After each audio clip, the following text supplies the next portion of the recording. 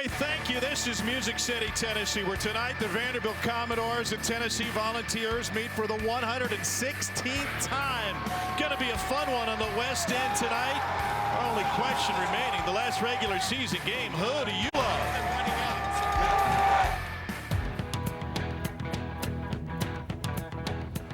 I walk 47 miles of barbed wire. I got a cobra snake for a necktie. A brand new house along the roadside, and it's made out of rattlesnake hide. Come on, take a little walk with me, baby, and tell me who do you love? Who do you love? Who do you love? Yeah, who do you love?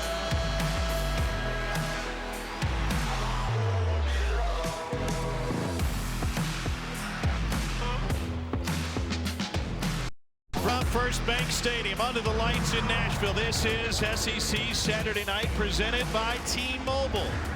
And these two longtime rivals meet again in a series that dates to 1892.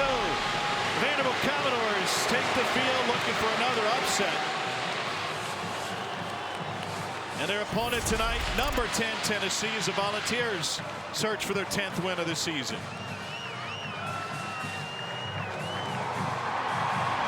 The Volunteers trying to put a cap on what's been a roller coaster but rocking season. #1 in the country at one point, and now a dearth of injuries have the Volunteers trying to figure out who will step up in the regular season finale. And with that, we welcome to our regular season finale. Tom Hart, Jordan Rogers down on the field. Cole Kublik. Should be a fun one tonight. All the games during rivalry week are, and it's been a fun season overall for Tennessee. Let's not focus on what they've lost. Chance at a national championship, opportunity for a Heisman, a conference title, but in this week of giving thanks, give thanks for what they have.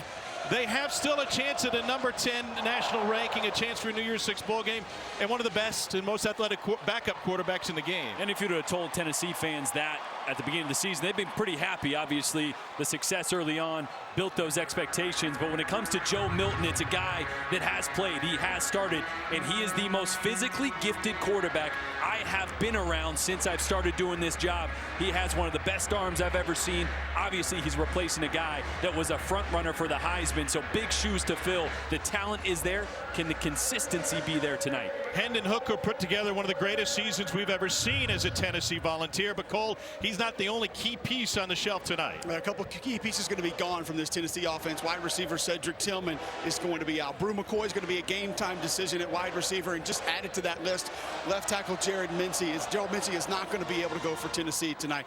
A lot of firepower gone, a lot of leadership gone, but the good news for Tennessee is you are going to have one of the best in the business that is going to be on the field. 11, Jalen Hyatt's going to suit up for the Tennessee Volunteers, and he is one of the most dynamic weapons in all of college football. I love how creative this offensive staff has been within late in the season, lining him up different places, making mismatches happen, utilizing him down the field.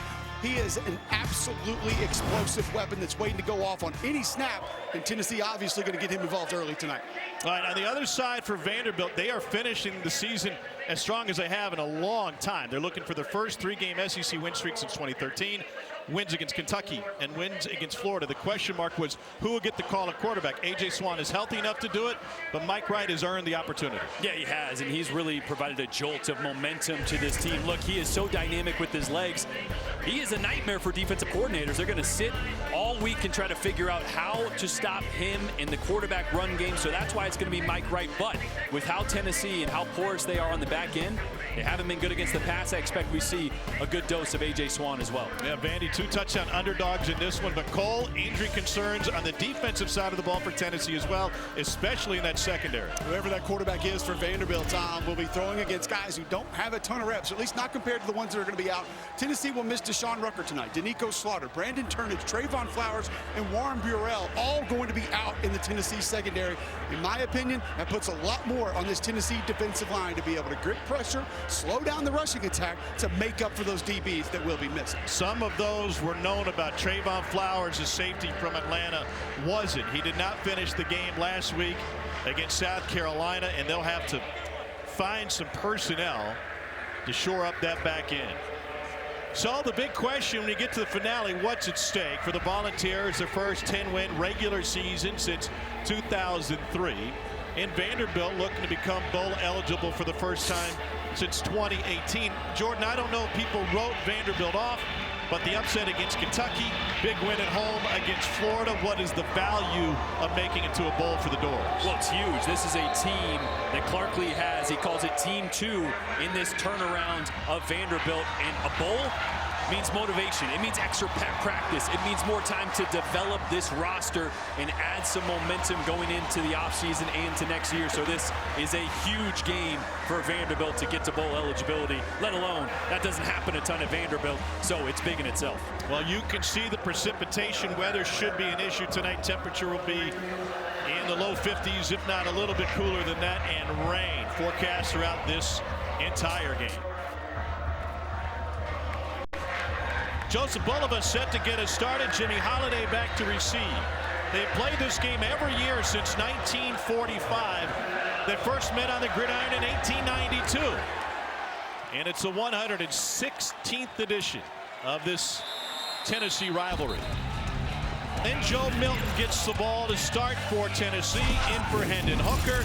He started his career at Michigan. He was a starter for the COVID season for them and started opening night before an ankle injury against Pitt last year. He and Hendon Hooker, good friends. They're roommates. One's got a pit bull named Blitz. Hooker has a golden doodle named Cinco.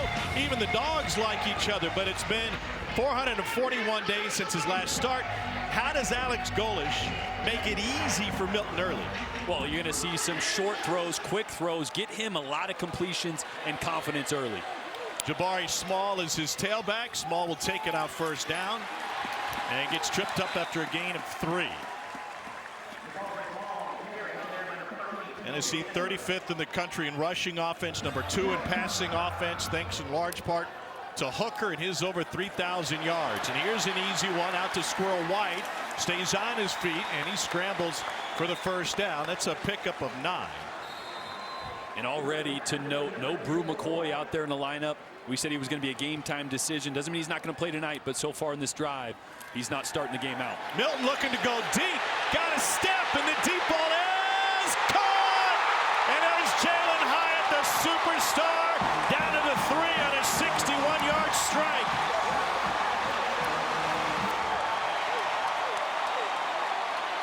To coordinator Alex Golesh said he was going to test this Vanderbilt secondary early.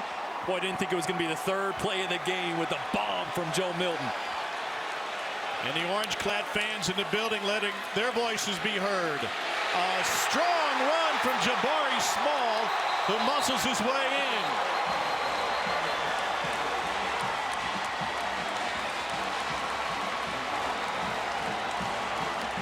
Looks like, sounds like, feels like a Volunteer home game tonight.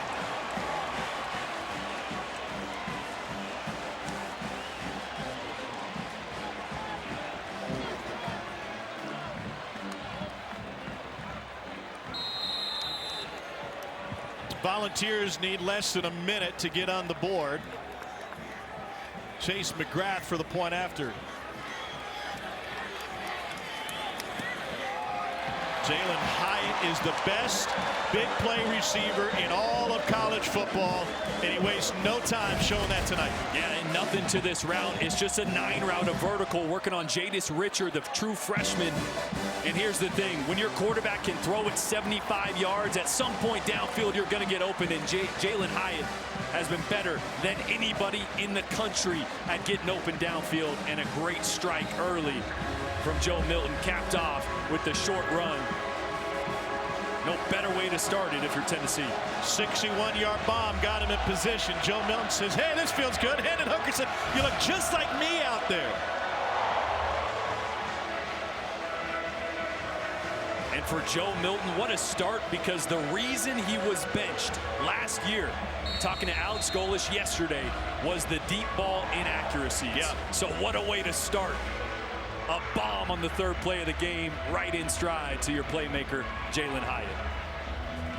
That is the 5th 60-plus yard reception by Jalen Hyatt this season. The nation's touchdown leader for receptions Didn't quite get in the end zone, but set him up. Jake McGowan taken down just past the 20. Well, here's Mike Wright, the junior from Fayetteville, Georgia, out of Woodward Academy. Is 4-1 as Vandy's starter this season. He struggled in the game against Wake Forest early this year after running past Hawaii. That was all the way back in week 0. Lost the job to A.J. Swan. Swan is back, and we're told available tonight. Yeah, it was really the inconsistency in the pass game that lost him his job. He's so dynamic with his legs, but he has been more consistent the last couple weeks. Ran for 126 against Kentucky and led him to a win against the Cats. And they'll keep it on the ground with the guy, Cole, that you think is the most underrated player in the league, Ray Davis. Well, I tell you, he's fun to watch. The body control, the ability to be able to bounce off tackles. And he's just run hard for the entire season. This offensive line's kind of gotten better throughout the course of the year. Tight ends really involved in the run game. But Ray Davis has just been steady. And a guy that the coaching staff said is an absolute football nerd. They'll text message him at 10, 11, 12 o'clock at night. He sees different things on film. You don't get that from running backs very often, guys. No, we get it from you, though. 2nd and 3 now. They'll bring McGowan in motion, and they'll run it again. On this senior night, Ray Davis, the senior, stopped after a gain of 2 by Aaron Beasley, and that'll set up a 3rd and 1 for Vanderbilt. And this Vanderbilt team, one that lives in 12 personnel, which means 1 running back, 2 tight ends. 3rd and short, that's where these tight ends got to come to play here. They're going with tempo, and they'll get the first down run from Davis. Transfer from Temple, who's a native of the Bay Area out of San Francisco. His dad played at the same high school as O.J. Simpson, Galileo High School, and set the school record for touchdowns, more than O.J. ever had.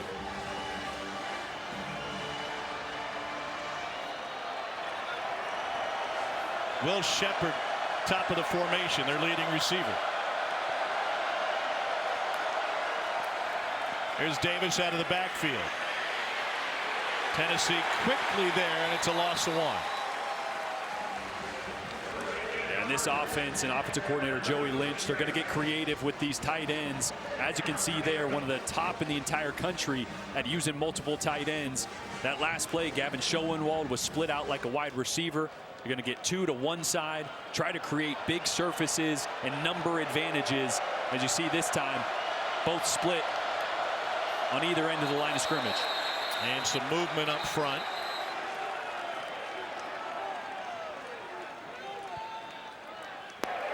Offside. Defense, number 99, jumped into the neutral zone, causing an offensive play to react. 5-yard penalty, 2nd down. That's Karat Garland. This is a Tennessee defense, 130th in the country against the pass. Garland getting the start tonight because DJ Terry not necessarily getting it done, according to defensive line coach Rodney Gardner. Terry coming off of a season high 3 tackles against South Carolina. Nobody on the defensive side played well. Here's Small again, and he gets through a huge hole for a pickup of 13. Pardon me, Ray Davis with the run. Tennessee defense that got torched for 63 points last week. Yeah, and you see the even set here with a tight end on each side. That's going to force the defense to play really basic. And so this Vanderbilt offense can come to the line of scrimmage and pistol. They're not given an inclination one side or the other. They can count. Oh, less guys over here. Let's run it in this direction. Expect a lot of those even sets out of these tight ends tonight. Patrick Smith now running back.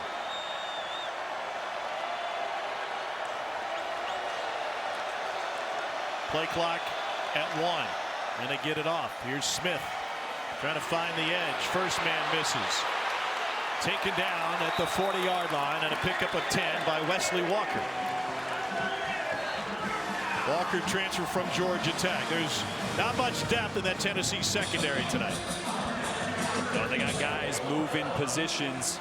Jalen McCullough right there, number 2, moved to the boundary safety position to replace Flowers. Wesley Walker then moves to the field. So it's musical chairs on the back end for a Tennessee team that struggled back there as it is.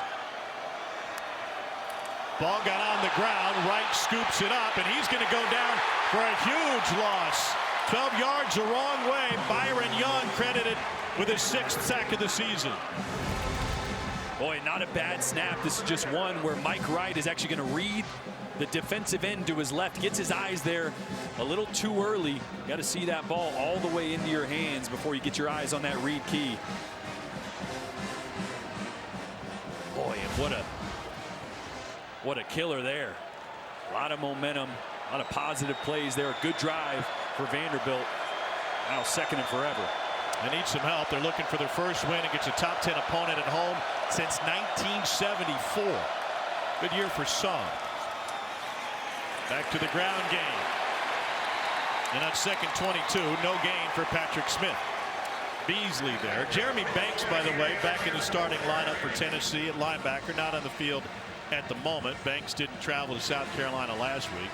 Pardon me, there he is. Like I said.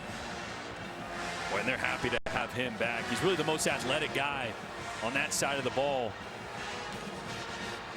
Tim Banks calls him an eraser. He's one of those guys that it may not look right.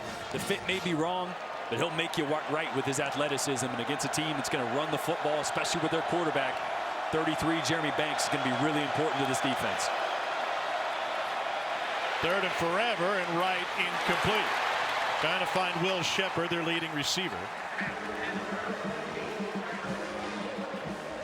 What do you think the leash is going to be like for Mike Wright tonight? I think situationally, they're just going to have to figure out what they need to do, right? If they stay ahead of the sticks, a mobile quarterback that passing isn't his strength, well, that works, right? You can force the defense to be balanced. You start getting behind the sticks, you're going to need a quarterback that can win with his arm, and that would be A.J. Swan. And obviously with Tennessee, that being their weakness in pass defense, I think we're going to see him regardless. Doesn't mean they're benching Mike Wright or pulling him. I just think they're going to need both tonight. Little punch shot punt. It's fielded inside the 10, and great special teams coverage by Vandy. Got a touchdown from its punt team last week. The refrigerator is Greg's happy place. My kids eat, but I finally figured it out. We can get all that we need and then a little bit more at Walmart.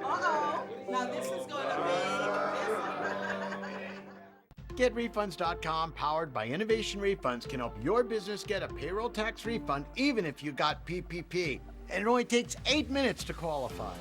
I went on their website, uploaded everything, and I was blown away by what they could do. GetRefunds.com has helped businesses get over $1 billion, and we can help your business too. Qualify your business for a big refund in 8 minutes. Go to GetRefunds.com to get started. Powered by Innovation Refunds. For skin as alive as you are, don't settle for silver. Harness the power of 7 moisturizers and 3 vitamins to smooth, heal, and moisturize your dry skin. Gold Bond. Champion your skin. Duke's has twang. Does your mayo have it? Do you ask for it by name when you go out to eat? Do you display your devotion to it for all the world to see? Can it elevate your lime cilantro aioli to a level that's borderline holy? If not, you're probably using the wrong mayo. That's because only Duke's mayo has twang. It's that little southern something that elevates food from good to downright ridiculous. Get Duke's. It's got twang. Research shows people remember commercials with nostalgia. So to help you remember that Liberty Mutual customizes your home insurance, here's one that'll really take you back. Wow! What'd you get, Ryan? It's customized home insurance from Liberty Mutual. What does it do, bud? It customizes our home insurance so we only pay for what we need. And what did you get, Mike? I got a bike. Only pay for what you need. Liberty, liberty, liberty, liberty. Send a blitz. Send a blitz. When I was young, I'm not a kid anymore. Start playing and never stop playing. You get the most from the game when you're having fun. Behind that post is offensive coordinator Alex Golish. There he is, who has led this team, this offense, the quickest offense in college football this year. We're talking to him yesterday about how he plans an offensive attack, big picture, and he said it's all about possessions.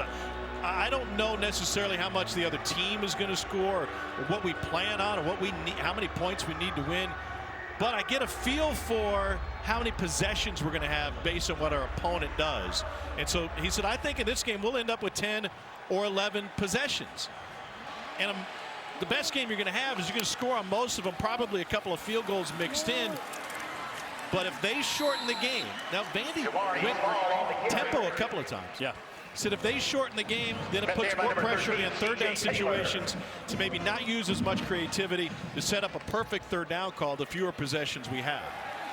He's already gone deep once, and now Milton shows off his arm strength with another bullet to Jalen Hyatt. This one goes for 18. Yeah, just a fascinating conversation to get into the mind of Alex Golesh and how he strategizes a game, almost plays the game in his head and his call sheet, figuring out when he's going to call what based on what the other offense is going to do.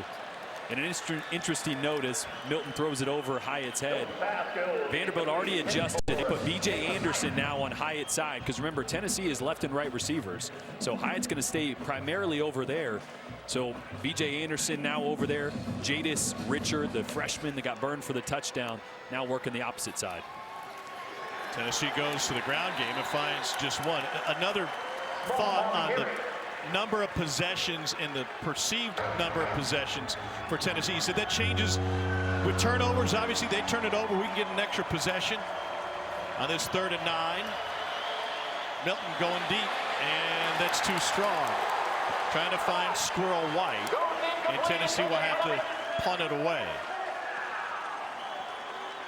But the other aspect of it, the conversation began because I said, against South Carolina, when did you get a feel that you had to change your plan? And he said, first quarter, no big issue. Second quarter, no. But then the third quarter, I looked at how often they were scoring and how many possessions I had left. And I thought, okay, now we got to go 2-minute. Now we've really got to take some chances to try to push the ball downfield. They gave up 63. They weren't going to catch up anyway at that point. Yeah, I thought it was interesting. He said, hey, 21-7, I wasn't worried yet. We still had a lot of possessions ahead of us. And, you know, as an offensive coordinator, you're going to be confident, but I don't think you're guessing you're going to score on every single one, but you start to play that in your head. 36-yard punt from Paxton Brooks. Mike Wright and Vandy get the ball back in the capital city. T-Mobile has 5G here, and we also cover you up here. Yup. Get free Wi-Fi now with streaming all flight long. We do coverage differently with expanded high-speed data across the world. So you're connected here, and here, not yet. But down here, you're covered with a year of AAA, including roadside assistance on us. On the ground, in the air, or overseas, T-Mobile has coverage beyond the expected. You've dreamed about the perfect house, a place to call your own, and a place to not only stretch out, but to grow. Auto Owners protects your house because to you, it's home. That's simple human sense. Ask your independent agent if Auto Owners makes sense for you. Happy to help, man. I was just over there talking to myself anyway. Pythagoras, Archimedes, Newton, all brilliant mathematicians, we get it. But none of them were ever considered tongsmen. How the tongsman can see angles, imagine surface area. Geometric genius. The tongsman knows there's always room for more sausage. Throw on the Johnsonville sausage. Calling all tongsmen. In SEC sports, the ifs are non-stop. If you're game day ready, if your QB stays healthy, if your team could just find a kicker. If you love the tradition, the rivalry, the edge of your seat action on and off the field, we're right there with you. As the official bank of the SEC. Sorry. We just can't help you with the ifs in sports. Regions helps you embrace the if in life. Let's talk money on Monday. SEC Saturday Night is presented by T-Mobile, bringing 5G to hometowns across the SEC.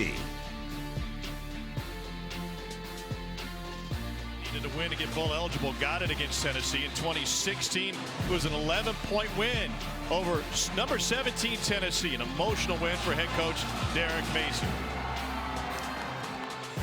Coach Mason, this is as animated as I've ever seen you on the sideline. Describe how you feel right now. Man, I'm so excited for these seniors. You know what? They did this. We did this. People said we couldn't get it done here at Vanderbilt. Well, I tell you something, you better fit or be, because we're back in this place. We are back in the house. Yeah! That was real emotion from Derek Mason. Here's Ray Davis again. Meanwhile, Clark Lee has shown some real emotion over the course of this season as well.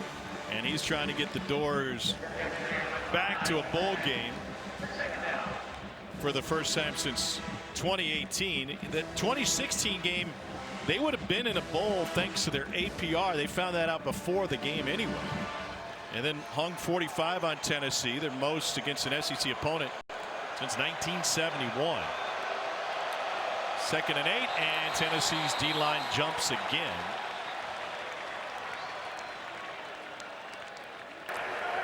Offside, defense. Number 95 jumped into the neutral zone, causing offensive play to react. 5-yard penalty, 2nd down. That's Dejon Terry, Kansas transfer. Karak Garland, the guy who was going in front of him, jumped on the previous possession. That'll change things for Vanderbilt. 2nd and medium now instead of 2nd and long.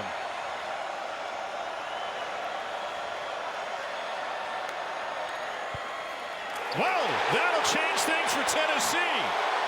Wesley Walker, it's a loss of 5. Boy, Tennessee rolls down the 8th man into the box, and that's a great read by Wesley Walker, seeing the jet sweep on McGowan and just pulling the trigger right away, getting downhill. The rain coming down. This is something Vanderbilt's going to have to figure out. Can they test Tennessee deep? Because Tennessee right now, not respecting the pass, they're going to roll guys into the box and say, go ahead. Try to throw it deep. Now on 3rd and 8.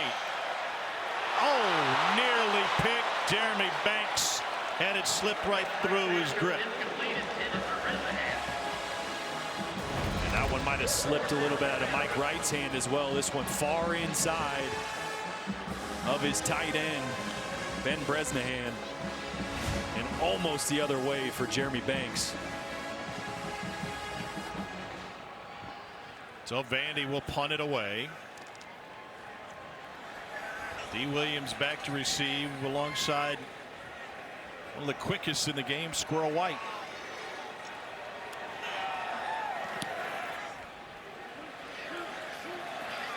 Squirrel White takes a fair catch after a 43-yard punt. Break it down for us. Well, look, the kryptonite for this Tennessee defense, or offense, excuse me, is a defense that can play press coverage. When you play off coverage, zone coverage to these stacks, they can really manipulate their releases and confuse the defense's communication, and that's how these guys are getting so wide open. Georgia and South Carolina both said, we're not playing zone like that. We're going to press guys on both sides, disrupt the timing, and when you man one guy and play zone on the other, now those switch routes don't confuse the defense. So that's not Vanderbilt's wheelhouse. They will press at times, but if they can't disrupt the timing of this Tennessee offense, guys are going to keep running wide open downfield. Empty backfield, and Squirrel White has another catch tonight. That's a pickup of 4.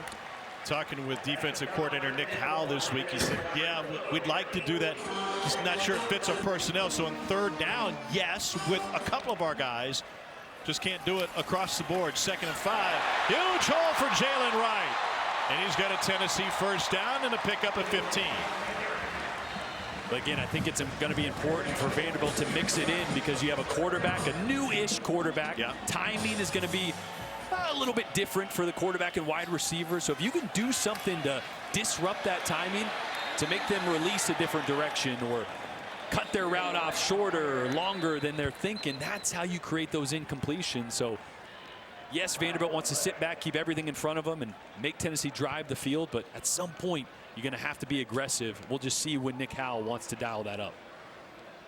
Thought this was a straight up holding call on Tennessee. We'll see what the call ends up being after another run by Wright. Personal foul, illegal block below the waist, defense, number 13. 15-yard penalty will be added to the end of the run.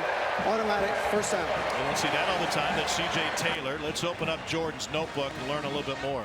Yeah, diving into the film, I mentioned the Georgia game and the South Carolina game, both games that Tennessee lost. South Carolina pressed 2 or more wide receivers on almost 80% of snaps. In Georgia, when there was 2 wide receivers to the boundary, they always pressed that 90% of the time. That was the formula for them.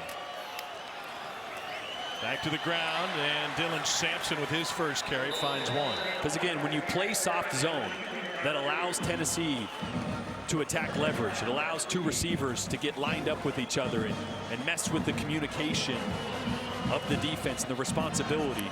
But you see, Vanderbilt's going to play a lot of soft cover 4 like they are here. They brought pressure from the linebacker. Milton back corner. They overshoot Squirrel White and went sliding off the field. Boy, here's that switch release. You're playing off zone, right? Off zone coverage. Now both receivers are going to switch.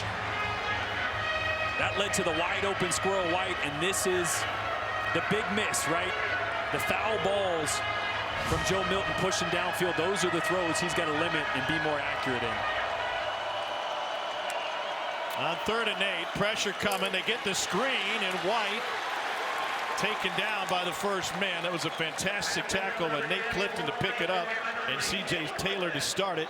Offense stays on the field for 4th and 4.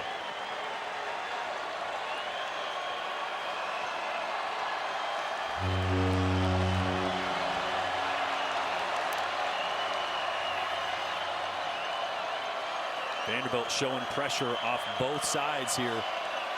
See if they keep it on. Joe Milton's going to need to get the ball out of his hand quick. Vanderbilt's going to have an extra rusher. Milton fires wide open. This is Ramel Keaton. And Tennessee will have a 1st and goal after a 23-yard pickup on 4th down. Boy, great job by the running back here to come across and pick up the blitzer here. Give Joe Milton that extra second to get the ball out as you see C.J. Taylor, the free runner there. A great pickup. Here's Dylan Sampson again. Pickup of 3.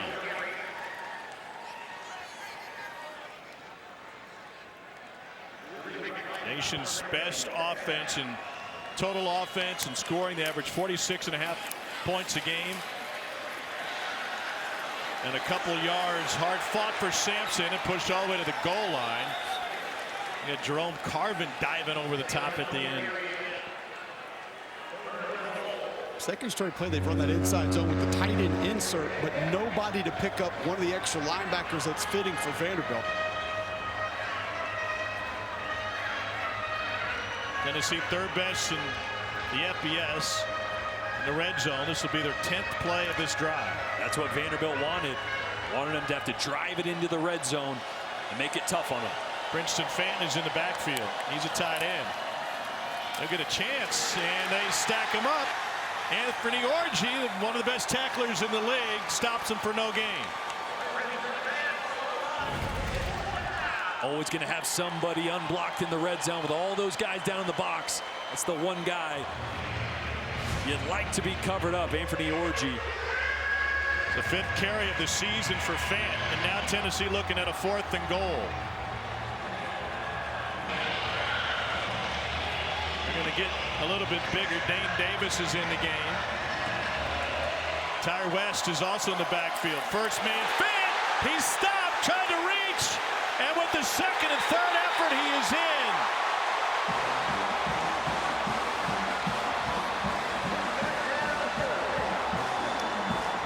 Kind of like you going after your 3rd dessert on Thursday night. Yeah, except nobody was stopping me either. Love it. Anthony Orji right here. Look at this initial pop. Bam! Great job, but Fant stays with it, gets some help behind from his quarterback, Joe Milton. Little bush push there. Well, in the same town where forward progress cost them a chance to win the Music City Bowl 11 months ago. They're able to push this one in for the 2nd score of the night. And what a difference in the 2 drives. First one lasted 4 plays. That was an 11-play, 76-yard drive with nearly 4 minutes off the clock.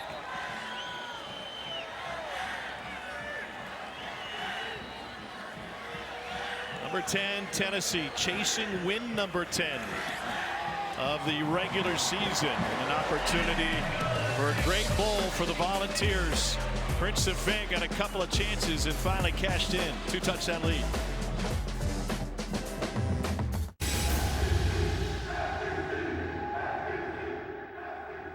I'll be back in a sec. We can't wait forever. All your nacho fries, please.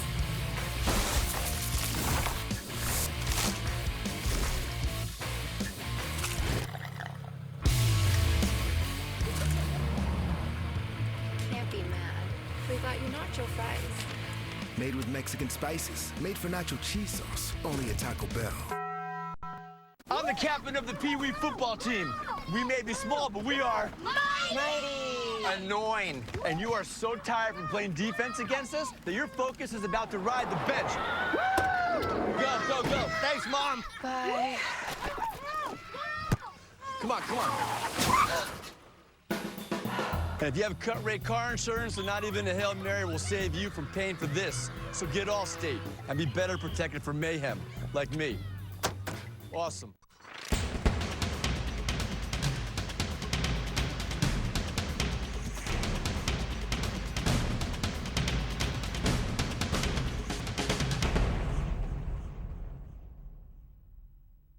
True South rides shotgun with author Tommy Tomlinson as he heads home to Georgia, to hard-working Brunswick and the beach playground of St. Simon's Island. True South, coming Sunday, December 4th. My family's a lot of things, but traditional's not one of them. From producer Jamie Foxx Love is a beautiful thing. comes the only family in hip-hop. After this expensive-ass wedding, I'm gonna be ready for some grandkids. Savage. That doesn't miss a beat. Carrie Hilson, Neo, Terrence J, Soraya, MC Light, Red Man. Are you ready for this or not? A hip-hop family Christmas wedding premieres tomorrow at 8. All part of VH1's Naughty or Nice. For over 100 years, Lincoln's been exploring new ways to deliver sanctuary in its vehicles. Comfort for body and mind? That's ambitious. But the future of sanctuary? Well, that's downright audacious.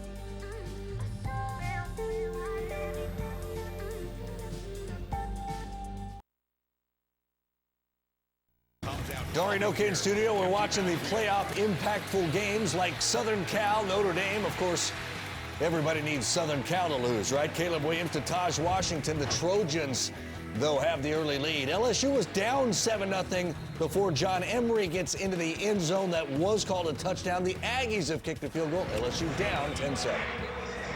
Oh, Jimbo and the Aggies, agents of chaos, perhaps?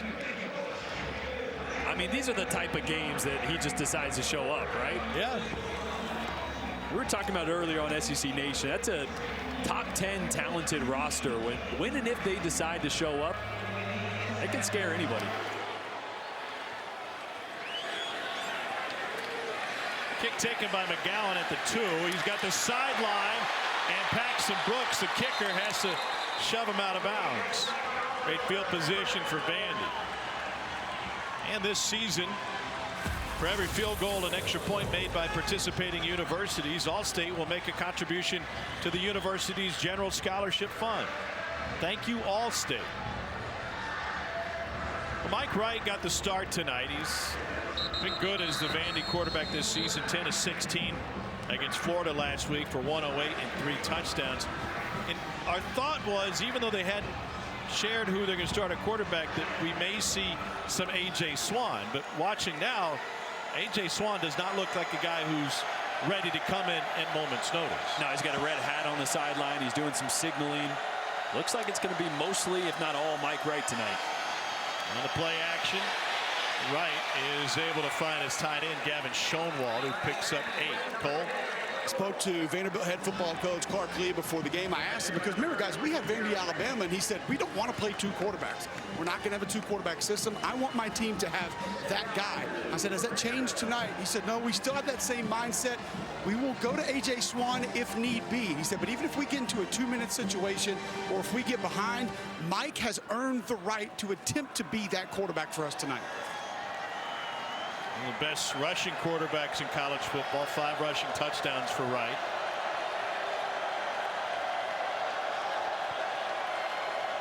Here's 2nd and 2. Wright looking deep. And instead he checks down to Ray Davis, who picks up the first down.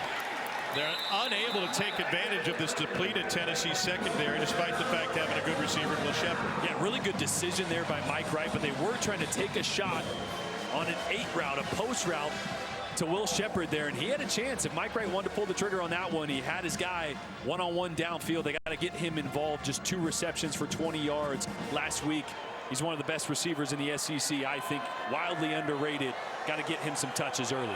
Was targeted 7 times against Florida, but only 2 catches.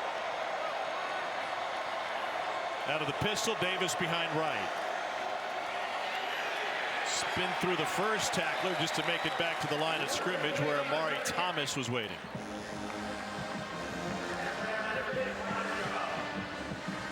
Tennessee wasted no time. Volunteers 3rd in the country opening drive points behind only Washington and Michigan. And Joe Milton making his first start since game 2 of last year. Hit a 61-yard pass to get things started.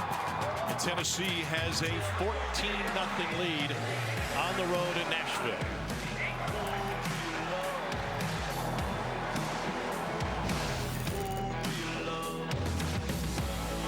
On a confrontational Fansville by Dr. Pepper. Oh, what's up, guys? We want to talk to you about State not making the playoff. Yeah, tough season, but I'm fine. That's just it. You're not taking it hard enough. What? I'm upset. Why haven't you posted one insane rant on the message boards? I keep reliving the Southern game over and over. It's just a game. A bunch of kids with the ball. Put down that Dr. Pepper. Maybe there's more to life. No! He's lost it! Dr. Pepper, the one fans deserve. 2 new IHOP lunch and dinner menu items for twice the goodness, twice the flavor, and twice the choice. Sirloin Salisbury steak and all-natural salmon. Perfect for lunch or dinner. Only at IHOP. Download the app and earn free food with every purchase.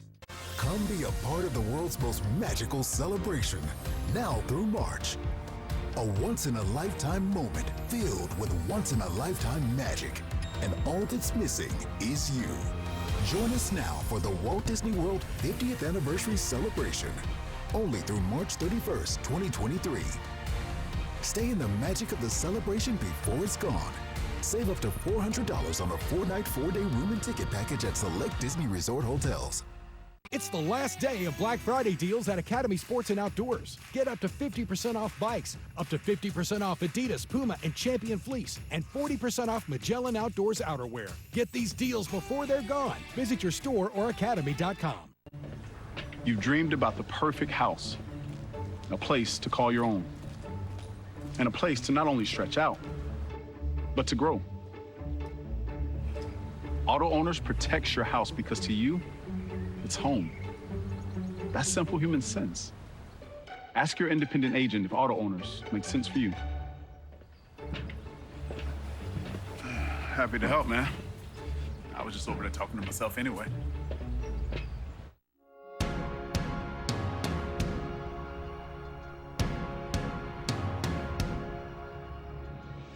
If you're ready to bring it on game day, if you're leaning into tradition, tailgating in top form, and cheering at the top of your lungs, Regions is right there with you. Regions, official bank of the SEC. Around here, Saturdays don't just happen. Saturdays are in the details. It takes the X's, the O's, and the T's. The bounces, the flips, and the flights. The bulldog, the bear, the beads of sweat. It takes this moment and this moment. When anything can happen, every detail counts. Pfizer and the SEC are teaming up to remind fans to get an updated COVID-19 booster shot.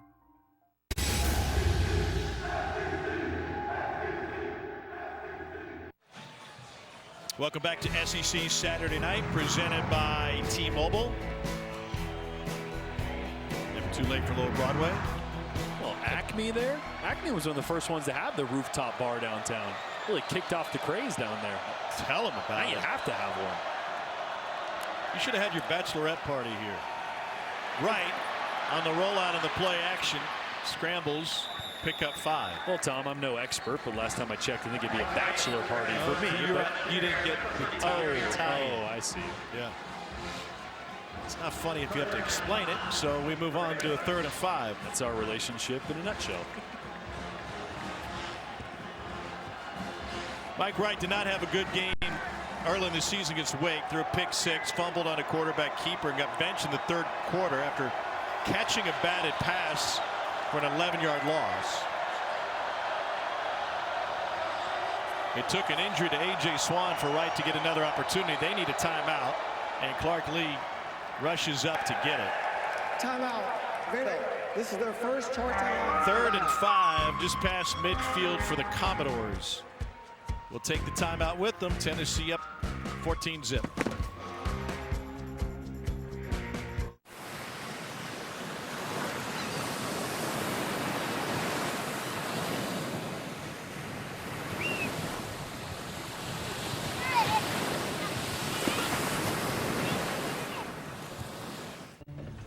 You've dreamed about the perfect house, a place to call your own, and a place to not only stretch out, but to grow. Auto Owners protects your house because to you, it's home. That's simple human sense. Ask your independent agent if Auto Owners makes sense for you. Happy to help, man. I was just over there talking to myself anyway. That is definitely him. Dude, that's just a guy taking a little break with a peppermint frosty.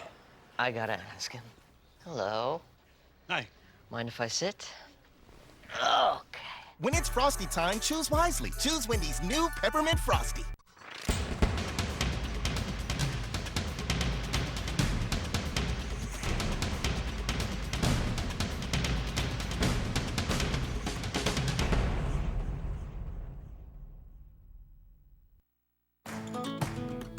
I'm very proud to be a correctional officer.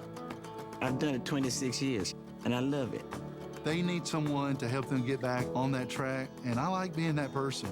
I love what I do. At Core Civic, there's so much to learn. Once you find out that you can make a difference in a person's life, it makes a difference in your life, too. It's definitely a challenge, but it's a good challenge. If you want to make a difference, here's your opportunity.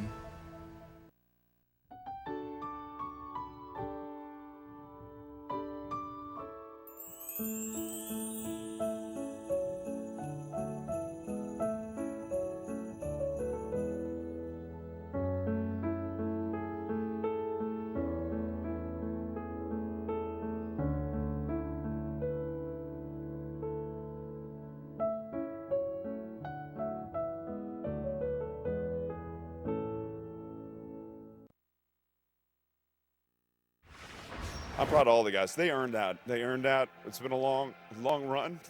Excuse my emotion. They earned it. You got a bunch of guys that are fighting, and we're building a program. Building a program's hard, and takes tough people that are aligned, doing the right things the right way, and that's what these guys are doing. I'm glad they got rewarded today. 1,120 days between SEC wins for Vanderbilt. And I feel the emotion there because I've been there. I was on a 2-10 program in 2010, 2011, had a victory that helped us turn the corner confidence-wise, but that's a long, tough road that Vandy's on right now. Flags down. Wright will flick it out of bounds. That was dangerous. Wow, that was nearly picked. Tennessee thinks they got it. The throwback by Kamal Haddon. If it was backwards and he was in bounds, Jeremy Banks has a pick. I'm not so certain he wasn't out of bounds. You're going to see Haddon foot out of bounds right there. Banks steps out of bounds a little bit. Would have been awesome. Love the effort, though. And we still have a flag. Delay game. Defense using disconcerting signals. 5-yard penalty. This results in a first down. And they will allow linebackers to make movement calls, but you can't do it on the defensive line. And they also don't want you clapped. Jeremy Banks clapped. Yeah, and that's the thing. Vanderbilt's going on the clap. They're going silent cadence. So when Banks claps twice, he has no intention there of replicating the snap. He's trying to get the attention of Jalen McCullough behind him, but it doesn't matter. By rule, that's a penalty. And here's Ray Davis. And here's how the rule works. If your quarterback claps even once during the game, your defense cannot clap. Look at Banks on the left side, 33. Yeah, see, a completely innocent mistake there. He's not trying to replicate anything, but you're right. Once the offense identifies that that is their signal, the defense then can't use that. So they gift Vandy a first down. Now a 2nd and 6 after the Davis run. They'll try that sweep again. This time they have room for McGowan. He's got a first down, and he gets popped out of bounds to the Tennessee bench.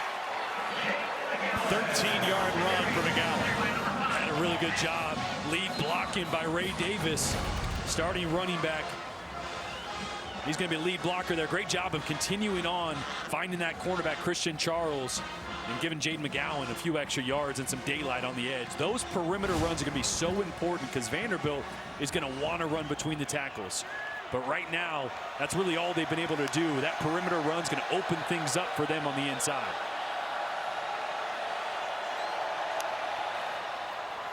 Here's Davis. And again, taken down behind the line of scrimmage. That's a loss of 2. Jamal Haddon there for Tennessee. And a really good job at Latrell Bumpus for Tennessee, playing 3-tech. So on the outside shade of that guard, he came screaming upfield and caused Ray Davis to bounce that to the outside. See Bumpus there, splitting the B gap, causing the bounce. Davis out, Patrick Smith in.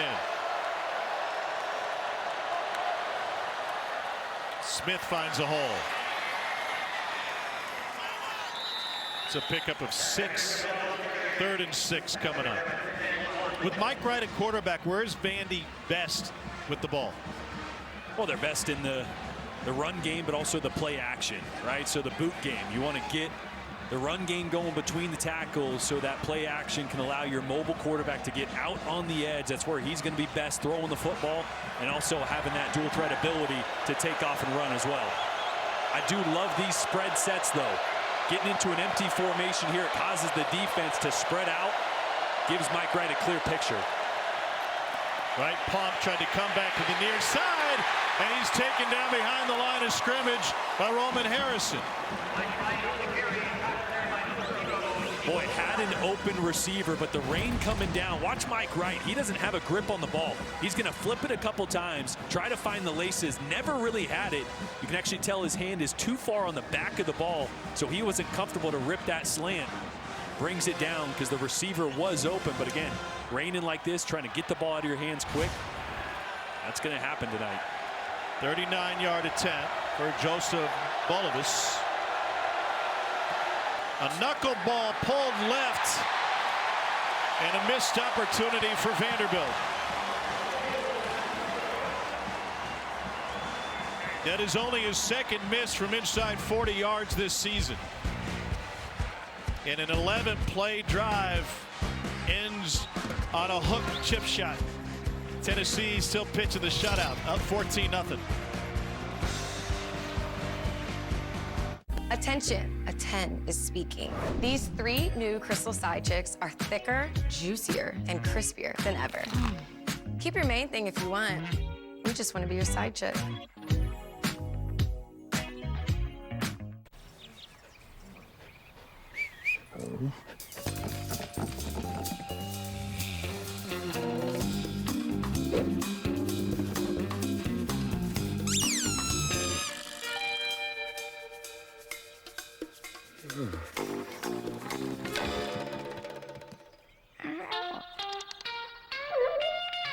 For 5-star backyards, Yellowwood brand pressure-treated pine. If it doesn't have this yellow tag, you don't want it. In SEC sports, the ifs are non-stop. If you're game day ready. if your QB stays healthy, if your team could just find a kicker. If you love the tradition, the rivalry, the edge of your seat action on and off the field, we're right there with you. As the official bank of the SEC. Sorry. We just can't help you with the action sports. Regions helps you embrace the fan life. Let's talk money on Monday. I'm the team mascot, and boy, am I running late. But I got lead in my foot and spirit in my fingers. Wow, what a hit. And if you have cut rate car insurance, the cost to cover that might tank your season. So get Allstate and be better protected from mayhem, like me. Woo! The only side chicks I've seen that look better than me are these right here. Introducing 3 new, thicker, juicier side chicks.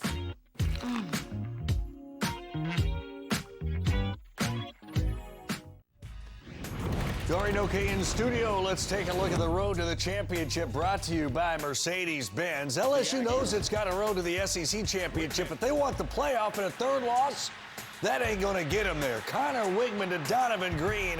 Aggies on top, 17-10 with a minute to go in the half. Thanks. Only one SEC champion has entered the game with 3 or more losses. That was 8-3 LSU in 2001, the team that beat 10-1 Tennessee.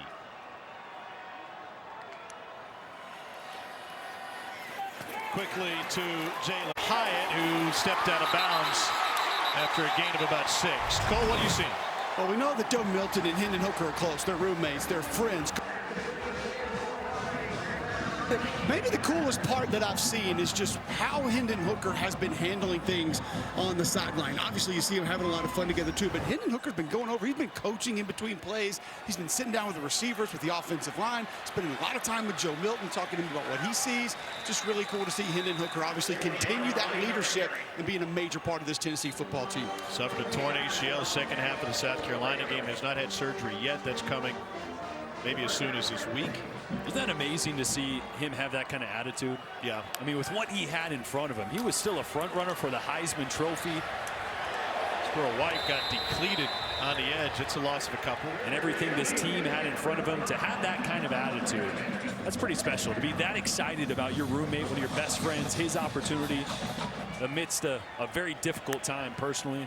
It's amazing to see. What a great example. This is Ramel Keaton. Well, Hendon Hooker put together one of the most glorious careers as a Tennessee player we've ever seen. For 6,000 pass yards, 15 touchdowns, only 5 picks. That is ridiculous. It's insane. I mean, amazing how much he played himself into the NFL draft conversation as well. Pressure coming. Milton stands tall, and for the 3rd time, overshoots a deep receiver. Hendon Hooker has put his name all over the Tennessee record book. 6th in total offense for a guy who didn't even start 2 full seasons. He was on the bench the first 2 games of last year. And a guy that probably, upon transfer in here, was not even on draft boards. Maybe a guy that was projected as an undrafted free agent. Now, sky's the limit on his draft evaluation, but he definitely played himself into the conversation of day 1 or 2. You go back to that relationship, Hendon Hooker and Joe Milton. I had a chance to talk to Joe a little bit earlier in the week, and I asked him, I said, what will change about your preparation? What will change about your process? He's like, nothing. You know, Hendon's giving me some good advice. I understand how to manage his team, how to handle it. And I said, well, what about Thanksgiving? He said, well, Hendon's parents are in town. I'll head over there with them. We'll have Thanksgiving with the Hookers. It'll be pretty cool. And just kind of hang out with his family. I'm close to the family as well. So following up with what Jordan was saying about just that relationship, the dynamic, the leadership on this football team, very special. And I asked him what was going to be on his Thanksgiving plate, and Joe Milton said, chicken, man. As long as it's chicken, I'm good. Fried, grilled, chicken and something else. I got to have chicken. In the background, by the way, is tonight's backup, Gasson Moore. Transfer from UCF. You also saw Navy Schuler, Heath's son. They both saw action in the Ball State game in the opener. Patrick Smith maybe gets back to the line of scrimmage. That relationship is unique. That doesn't happen. You know what I mean? I was a part of several quarterback competitions, having not been chosen as a starter, then being benched, then earning the job. And I had a great relationship, but not that kind of relationship. That is rare. Really cool to see. And now 2nd and 10, Wright pressured. And he launches one that is to the Tennessee sideline. Aaron Beasley came from the field side to put pressure on the Vandy quarterback. Yeah, I will say the tough thing about living in 12 personnel, right? 1 running back, 2 tight ends, is that when they're attached to the line of scrimmage, it's really hard to see where pressure's coming from because all those guys are kind of bunched together.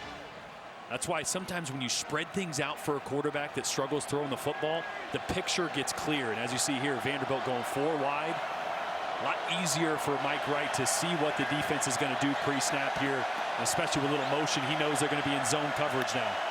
And with Shepard in motion, looking for him here. He's covered. Wright leaves the pocket, lobs it to Shepard, who couldn't get 2 hands on it. Covered by Tamarian McDonald, and Vanderbilt will have to punt it away. Yeah, the pressure on the backside of Mike Wright, trying to find ways to attack the middle of the football field here, and Will Shepard had an opportunity. Would have been a really tough catch on the outside.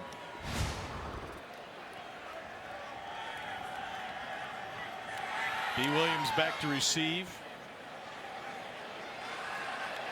Has a chance, has the whole field on this near side. To the logo, and you can wave goodbye to D. Williams. A 73-yard punt return score.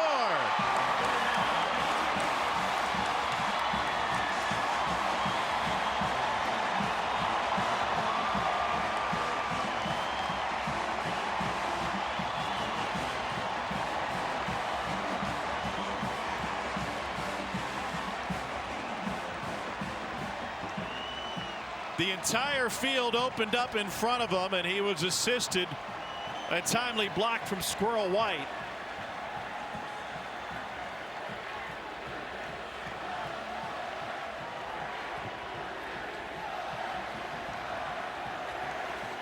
Williams didn't assume the punt return duties until the LSU game. And the junior college product, who hadn't seen a ton of time on the defensive side, makes his impact felt on special teams. Chase McGrath makes it a 21-0 game. Sometimes special teams are special, and you can see it coming. And we're used to the explosive plays being on the offensive end for Tennessee, but a little bit of daylight and all the way home for Rocky Top.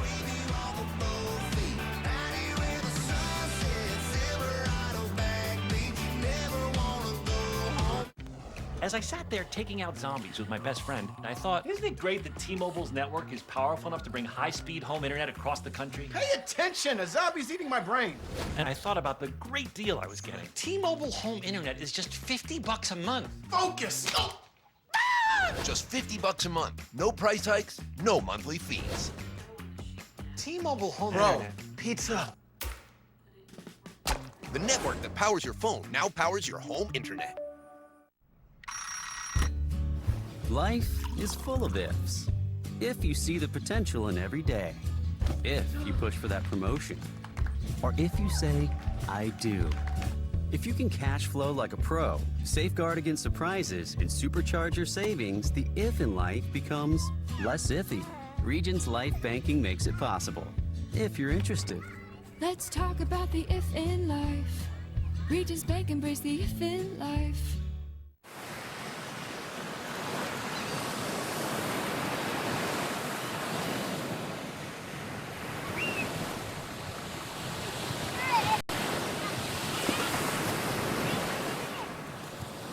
On a Fansville homecoming by Dr. Pepper. Surprise! CJ, we weren't expecting you. Hey, buddy, what are you doing here? Hey, go State. You replaced me with star quarterback Bryce Young? We could never replace you. Here's your Dr. Pepper mom. Mom? It's just a silly nickname. You came up with dad for me. Here you go, kid. They're my family now, CJ. Next time on Fansville.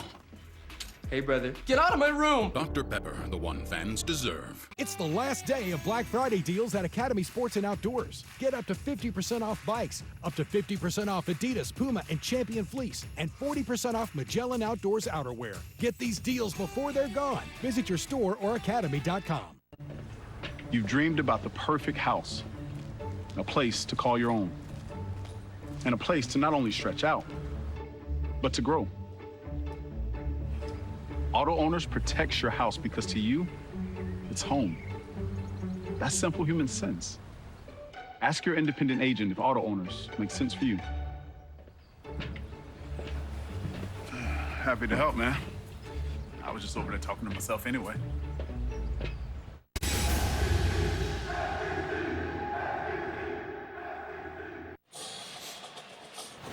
Let's take a look at Fansville, brought to you by Dr. Pepper.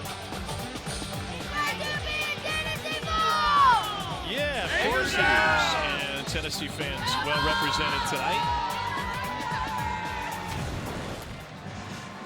They've already heard Rocky Top a few times thanks to a 21-0 lead. That punt return, the first for Tennessee in 3 years for a score. Marquez Callaway did it against South Carolina in October of 19.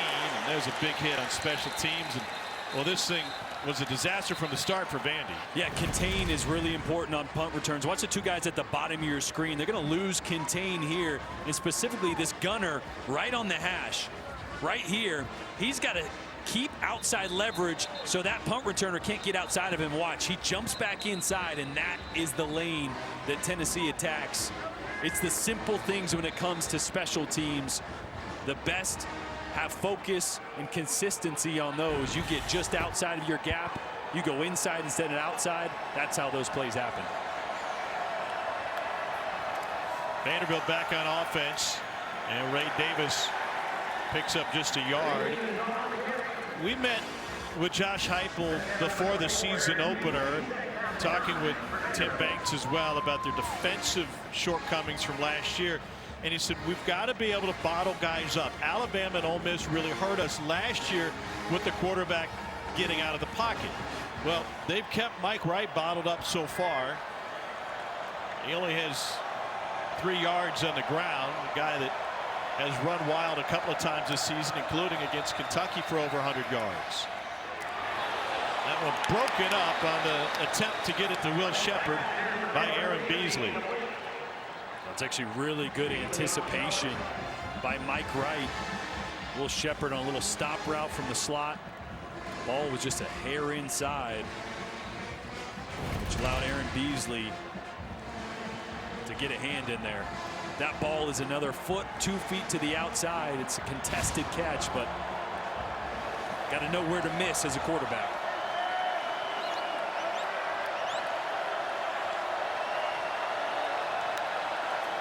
Third down 9. Wright hesitates, finds Shepard for his first catch of the night. Needed 9, got 2. Well, so far through a quarter and a half, a valiant effort from Tennessee's defense. The same defense that allowed 606 total yards against South Carolina last week. That was 278 above Carolina's average in conference games. They scored touchdowns on 9 of their 10 non-half-inning possessions. And it was the most points allowed by an unranked team, scored by an unranked team against a top 5 opponent ever.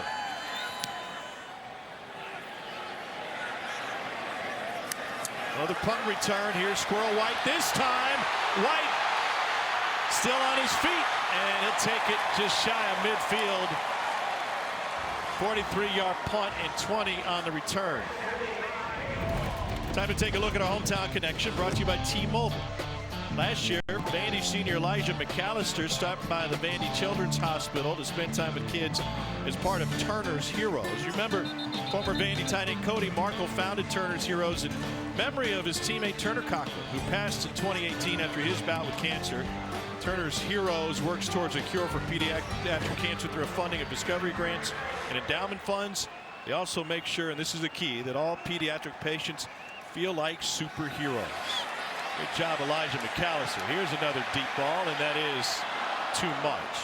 Trying to find Jalen Hyatt, who runs right by the speakers. Why is it so hard for Joe Milton to connect with deep balls? Well, he's got such a strong arm that he can throw that 55, 60 yards on a rope.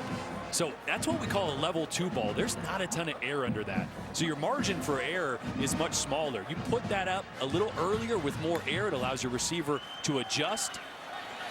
Gonna do it again. And wide receiver got tackled, and that'll bring a flag.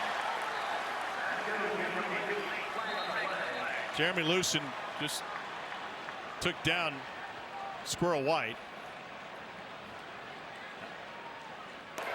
Pass interference. Defense, number 25. 15-yard penalty.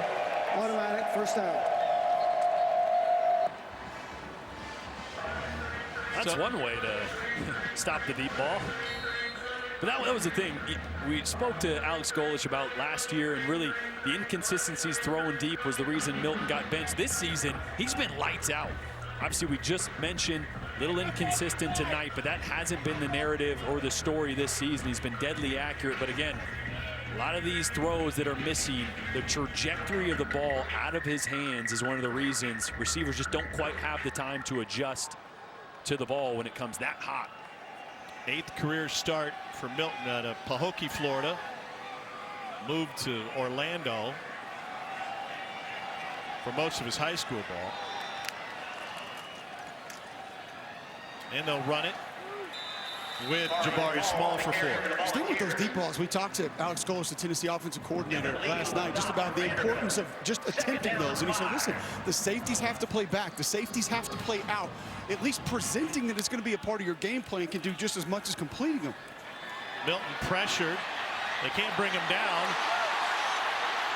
And he will scramble. Now look for a receiver and delivers a bullet late and wide to Squirrel White. Yeah, Golesh told us, he said, even if we miss on our first one, I will watch that defensive back and watch his body language and his reaction, and that usually gives me a pretty good idea of when and how we can attack him next. Yeah, well, you saw it, right? The deep one that had the penalty, he dialed it back up the very next play. So he wants to see how these corners are responding. He believes his receivers, Jalen Hyatt, Ramel Keaton, Squirrel White, can run by these Vanderbilt defenders, and he's going to keep giving them opportunities. You see now Vanderbilt, I mentioned press coverage, going a little bit of press coverage at the top of your screen. Here's Jabari Small again, and he picks up a couple. Jabari Small on the carry. Keep the offense out there. 4th and 1.5. Small is the running back. And Small gets taken down in the backfield. Huge play by C.J. Taylor, product out of Warren County High School in McMinnville, Tennessee. Oh, C.J. Taylor plays the anchor position, little nickel back. He'll be all over the field. This is just instincts. Great anticipation here. He's going to shoot this gap. He sees the tight end vacate. He knows they're going inside zone, and a great job on 4th down to get a stop. Keep this one close. Give Vandy the ball back. 'Twas the night before Christmas when all through the house, not a creature was stirring, except for this mouse. Decorations were hung with meticulous care. That is until I gave this lady a scare.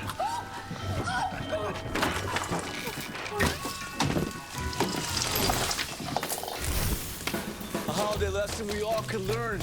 Protect your home with Allstate, or your wallet could get burned. Carl! And to all a good night. The Sport Clips MVP haircut experience is like nothing else in the world. And now, it's better than ever. It's a perfectly steamed hot towel, infused with our signature scent. A 7-point massaging shampoo. And neck and shoulder, Nirvana. Oh yeah. The MVP haircut experience, only at Sport Clips.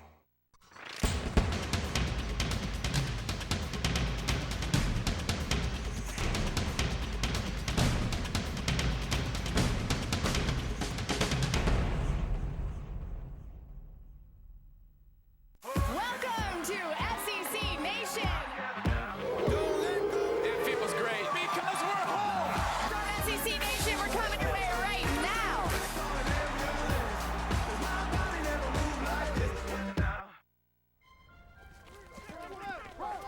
baseball glove to basketball practice that turned out to be football practice? Game on, junk sleep. During Mattress Firm's Black Friday sale, get a king bed for the price of a queen or a queen for a twin and save up to $700 on select mattresses. Plus, get a free adjustable base. Shop now at Mattress Firm. It's Macy's Friends and Family Sale. Get all your holiday gifts with an extra 30% off top brands and 15% off beauty, fragrance, and more. Plus shop specials now at Macy's. Without the right start to your day, your morning could hit a wall. It's not the door. I got Velveeta breakfast biscuits are baked with slow-release carbs and provide steady morning energy to help you rise and thrive. All right, we'll be with you just a wee bit for the Regions halftime report. We'll show you how LSU's in a little bit of trouble right now at the half at College Station. Alabama cruises, South Carolina, huge win for them. Quick thought on what we're seeing from Tennessee so far. New personnel, same result. Simply said, well done, guys. All right, Dari, thanks. Flag the outset of that play. Milton had nowhere to go. Tyler Barron with the stop. Offside. Defense, number 6, in the neutral zone to snap. 5-yard penalty, first down. It's the third time a D lineman has been offside for Tennessee tonight. This is in flux. Game clock operator, please. But according to the All-State Playoff Predictor, here's what your playoff odds look like. Tennessee's odds are 9% to begin the day, dropped to 3%. They'll need complete chaos. On 1st and 5, Wright will take off on the QB run. And that's what he does. And he shows off his speed. Here's a guy against Hawaii. Ran for 163. Had an 87-yard touchdown run back on week 0 in the Islands. Yeah, he's not the biggest frame guy, right? 6'4", 195. So he excels on the perimeter. When you can get the ball on the perimeter, get him hash number sideline, those are the type of runs that Vanderbilt wants to execute with their quarterback. Between the tackles, not so much. That's Ray Davis. Patrick Smith, the physicality of these backs. Here's Shepard. Bounced off a couple. That'll set up second and a few. So we go back to the playoff predictor. The big loss today was Clemson losing at home South Carolina. What job by Shane Beamer, back-to-back top 10 wins, huh? Unbelievable. Unbelievable. And the performance of Spencer Rattler, obviously last week against this Tennessee team, and again today against Clemson. Just really a different quarterback than we saw for most of the year. And a testament to what Shane Beamer's building there. That's pretty impressive. His dad, Frank, never had back-to-back top 10 wins in his long career as a head coach at Virginia Tech. Patrick Smith runs for a first down.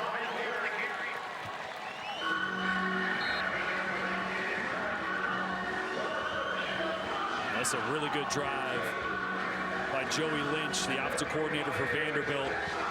He's attacked to the perimeter with a quick screen throw. He's attacked the perimeter with a quarterback run, and that's starting to soften things up between the tackles.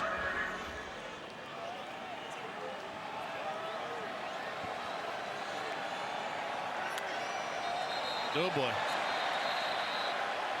Junior Uzibu was off and running. Full start. Offense, number 77. 5-yard penalty, first down. Oh, it's the old first clap, second clap. He thought it was the first clap. It was the second. So 1st and 15 now.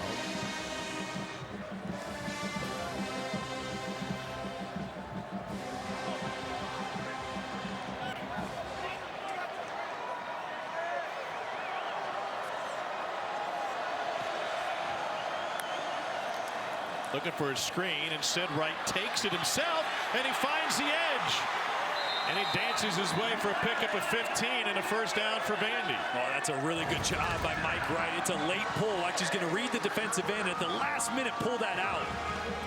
That running back was already past Mike Wright. The late pull really fooled that defensive end and gave Mike Wright the daylight. He's starting to pick it up a little bit.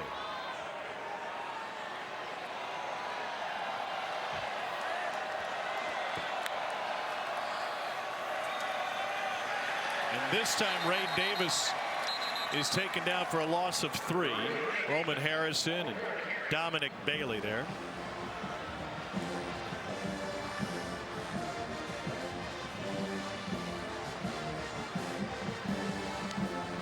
A really disruptive performance so far from this Tennessee front four. And Cole, I'm not sure I've seen them on tape as much one gap as they are tonight. And they are shooting gaps. They're not playing two. They're not covering up guys. They are shooting gaps, trying to get in the backfield. I think a lot of it has to do with that run scheme for Vanderbilt.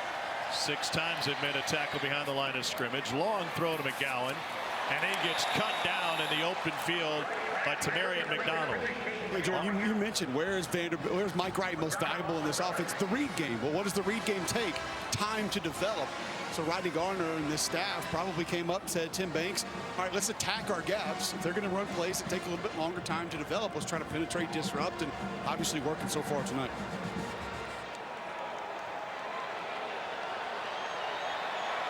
Third down, 13.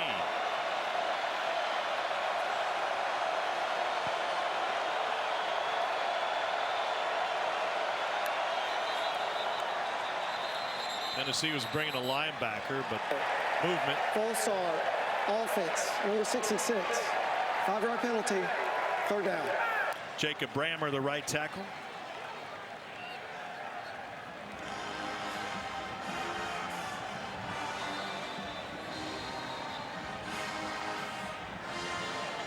Fourth flag against Vandy tonight. Tennessee. This is their first charge timeout of the half. Tennessee will use a timeout with 1:17 to play.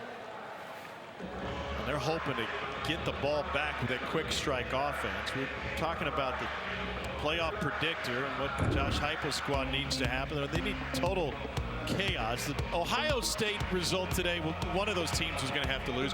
You cross Clemson out, right? Clemson's out there. You got Oregon right now. That's trailing, or is that one over? That's final. Oh, that's final. They lost. Okay, yeah. So the chaos is starting. USC Notre Dame here.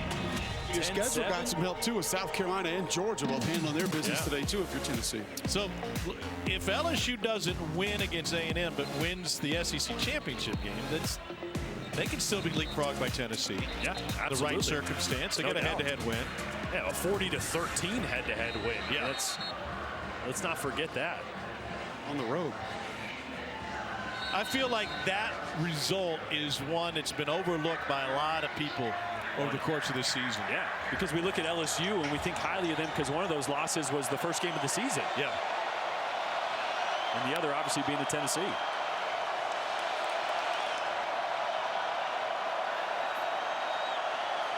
Out of the Tennessee timeout, 3rd and 18. And Wright will take it. Tennessee has 2 timeouts left. They stop them, and they'll use another one. All right, we talked about the expected possessions for Tennessee tonight, and they did not defer. They took the ball to start. They usually defer because they like their 2-minute offense. They like the way they start halves. They've scored touchdowns in 2 of their 5.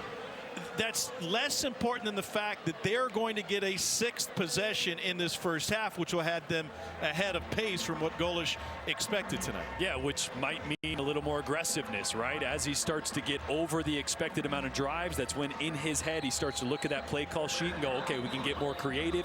I can get a little more aggressive. Remember, the punt return for a score gave him 7 without an offensive possession.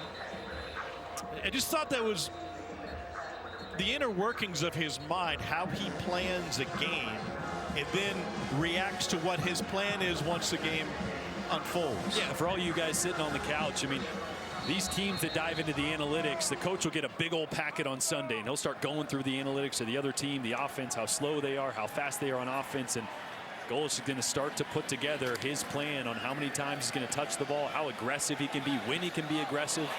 Whoa, what a punt. And that one checks up at the 2. 37-yard punt.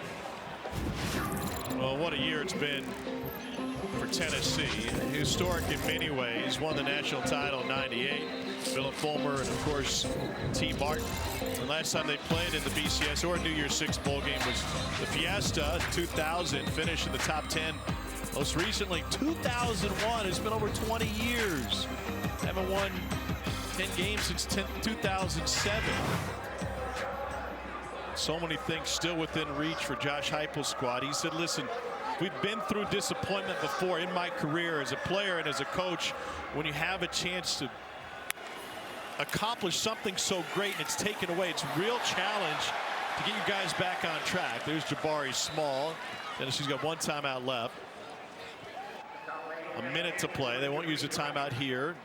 And new territory for Joe Milton this year. He's had a lot of game time, but in cleanup time, really his first opportunity to get 2 minute here. But I will say for most teams, 2 minutes is different than your normal offense. For Tennessee, it's pretty much the same thing. They go fast all the time. Milton came in to clean up the Missouri game and threw for over 100 yards and just 3 completions. We got 2. Pretty good. Yeah. 2 injured Volunteers, including Jabari Small.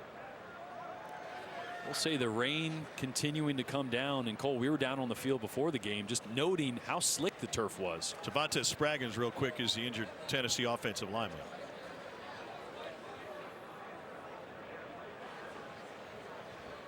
We'll show you how Small was injured.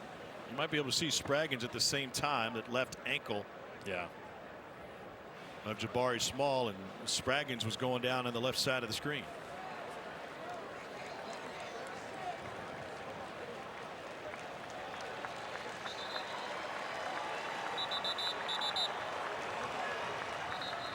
Kind of tough to tell. He was reaching for his eyes almost. Like something got in there, maybe? Yeah. You hate to see him go out. Really, the spark plug of this offensive line that's just been fantastic this year. A finalist for the Joe Moore Award. I asked Darnell Wright about Javonte earlier this week, and he said, man, he's just wild. I can't explain it. He's a different breed. He acts different, but he definitely gets us going. Fresh set of downs for Tennessee. Clock stopped with 45 seconds to play. And now it winds, and they'll split Fant out to the slot. 4 wide. Milton has connected on 1 deep ball tonight and draws a laser that's knocked away. DeRicky Wright had it off of his hands. 25 seconds left in the half. Good coverage there by Vandy on the back end, and good job with a little game on the end there, getting some pressure on Joe Milton. This is a high risk throw right there. That is a laser. Not many people would even attempt that throw. Milton 9 of 16 tonight. Pressure from the edge. Volunteers run it with Small, who's back in the game. And I'm going to think Alex Golish, ops coordinator for Tennessee, is going to get into the locker room here at half and go, man, we need to get back to some of those layup throws for Joe Milton. We talked to him down on the field. He said, look, I want him to start this game 9 to 10 and maybe for only 30 yards. Give him some confidence, get some easy completions. I think they got away from that a little bit after the first few drives. That was Dylan Sampson with that last carry. Coming up at the half, you can watch Vandy's Spirit of Gold Marching Band on SEC Network Plus. Start streaming on the ESPN app. Get you to Cole. Coach Heupel, you told us in our meetings yesterday you wanted Joe to take a shot early. He hits that shot early. What did that change for you? What did that do for you as far as your confidence and what you were going to allow him to do tonight? Obviously, got us a fast start offensively. Defensively, we're playing really well right now. We got to settle back in, do some ordinary things on the offensive side of the ball, sustain some drives here. 3 reserves in on the offensive line there as you'll go to the half. How can you address that in the second half? Yeah, we'll see who's coming out after halftime. Whoever's in there, we got to be physical, do a better job in the line of scrimmage, do a little bit better job in protection, and go make some plays. Thanks, Coach. Appreciate it. Vandy 9-0 and leading at the half this season. Pardon me, Tennessee is, and Volunteers with a 21-0 lead. Plenty to talk about back in the studio. It's a night of chaos. Figures that Chris Doering is involved.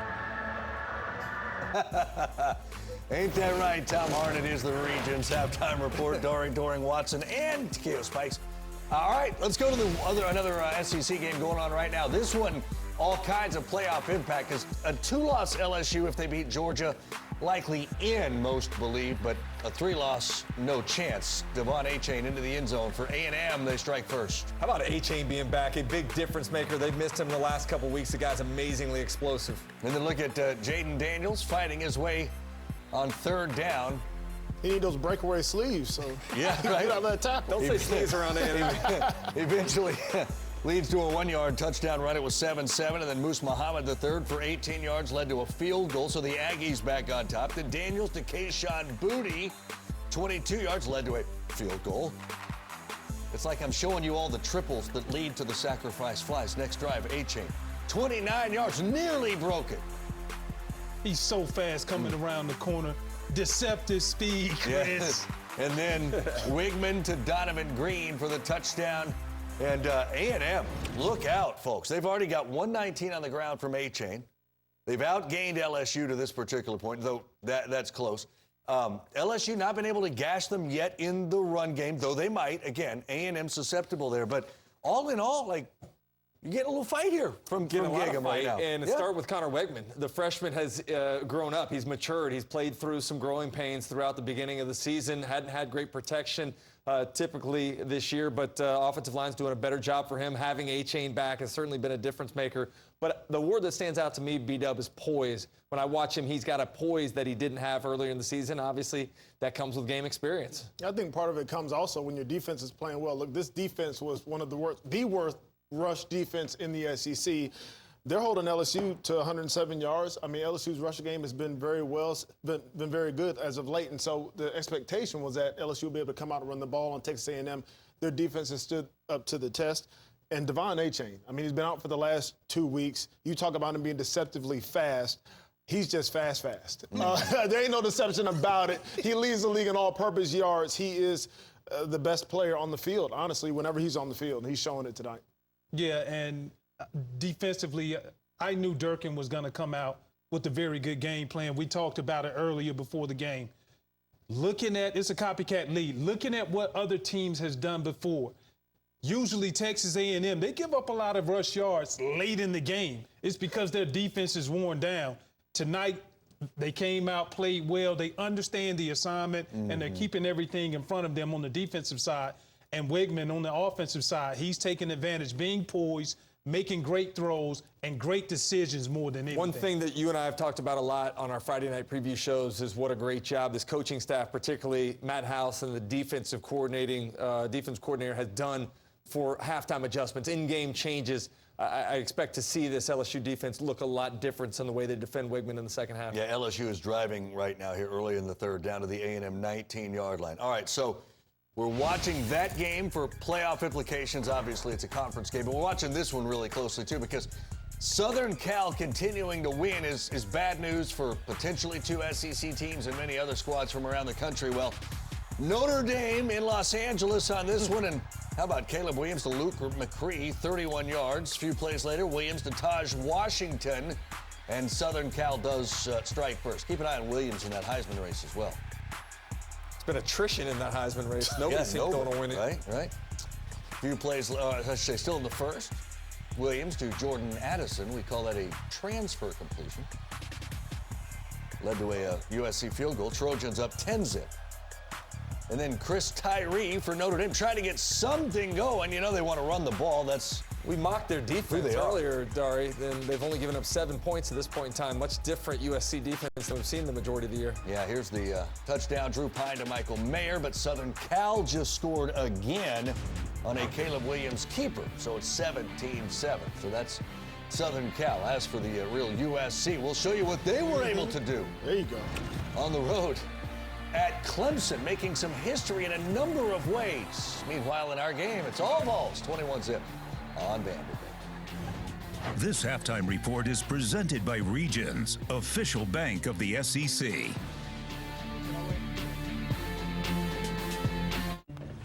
You've dreamed about the perfect house, a place to call your own, and a place to not only stretch out, but to grow.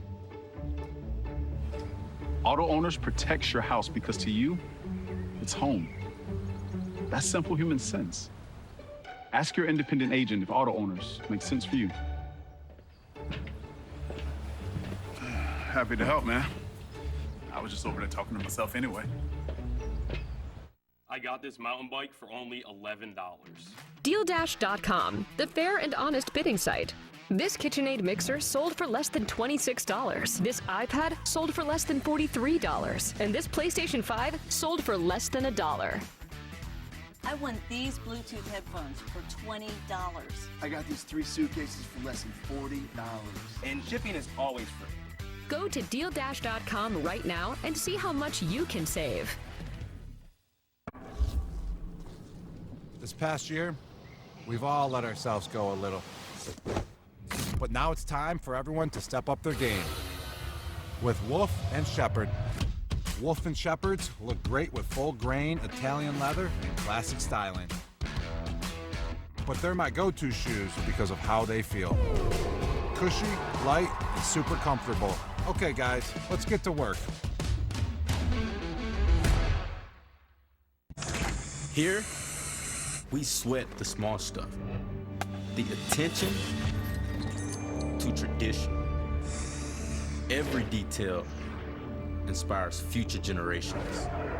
It makes a difference in this arena, this one, and this one. Here, you have to sweat the small stuff. Because in the SEC, it just means more.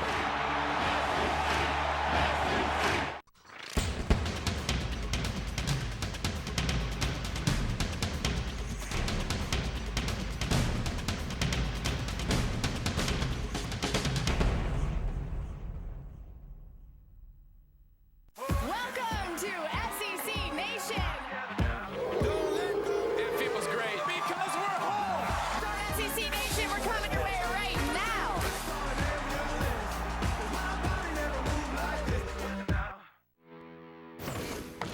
Welcome back to the Regions Halftime Report. Let's update something that happened just seconds ago while you were away. A&M leading LSU 17-10, and then John Emery Jr. into the end zone for the second time tonight.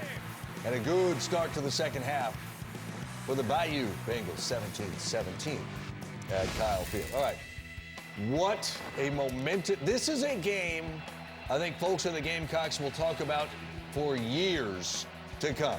7 straight losses to Clemson, and most have not even been remotely close, folks. Spencer Rattler and company down 9 in the third. Rattler with a strike.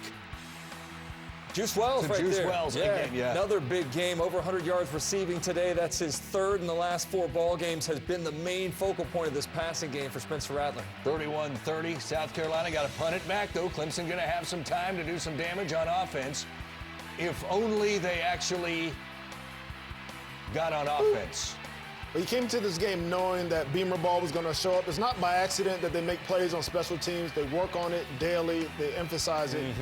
And this is a big turnover in the game, punching the ball out on purpose. It's like Peanut Tillman back in the day. South Carolina breaks Clemson's 40-game home winning streak. 40. What a win for Shane Beamer and company, and so much more on that tonight on SEC Football Final. Senior day in Athens, Georgia. Georgia Tech Dogs trying to wrap up a second straight 12-0 regular season, but it's the Yellow Jackets that actually find the end zone first. Yeah, Georgia Tech came out early. They came out throwing the ball, running it, scored on Georgia. But you see Georgia responded. Reception here by Rosemary Jack-Saint for the first touchdown, and went up 3 receptions. For 16 yards, beat by up a wide receiver. Yeah. Otherwise, they find their running back, and they find their great tight ends, including Brock Bowers, who went down and got that on 4th down. His catch radius is crazy. Can catch it anywhere. How about the play design here, though? Yep. That'd be the old wheel route? Yeah. Kenny McIntosh. Looks like it's still open. Look at the matchup, though. You got a big dude trying to chase McIntosh down the sideline there. That's a mismatch, and Stetson took advantage of it. Those 6s ain't going at the same time. McIntosh into the end zone. Career high 182 yards of total offense for McIntosh, and Georgia does get the 23-point win. They'll go into the SEC title game 12-0 for the second straight year.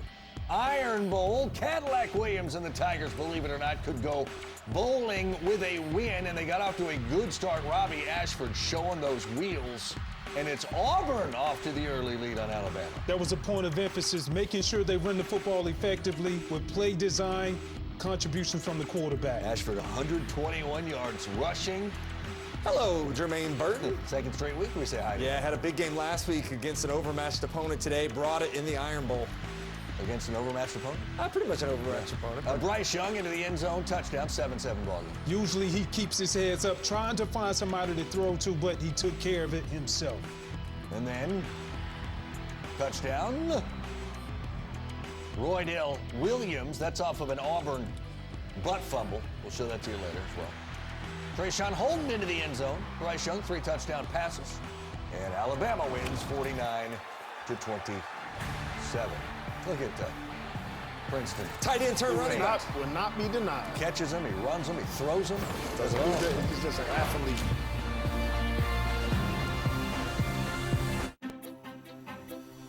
Swimming takes a combination of effort and focus.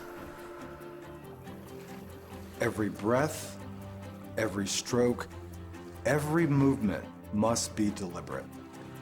One day you realize, instead of feeling tired, you feel strong.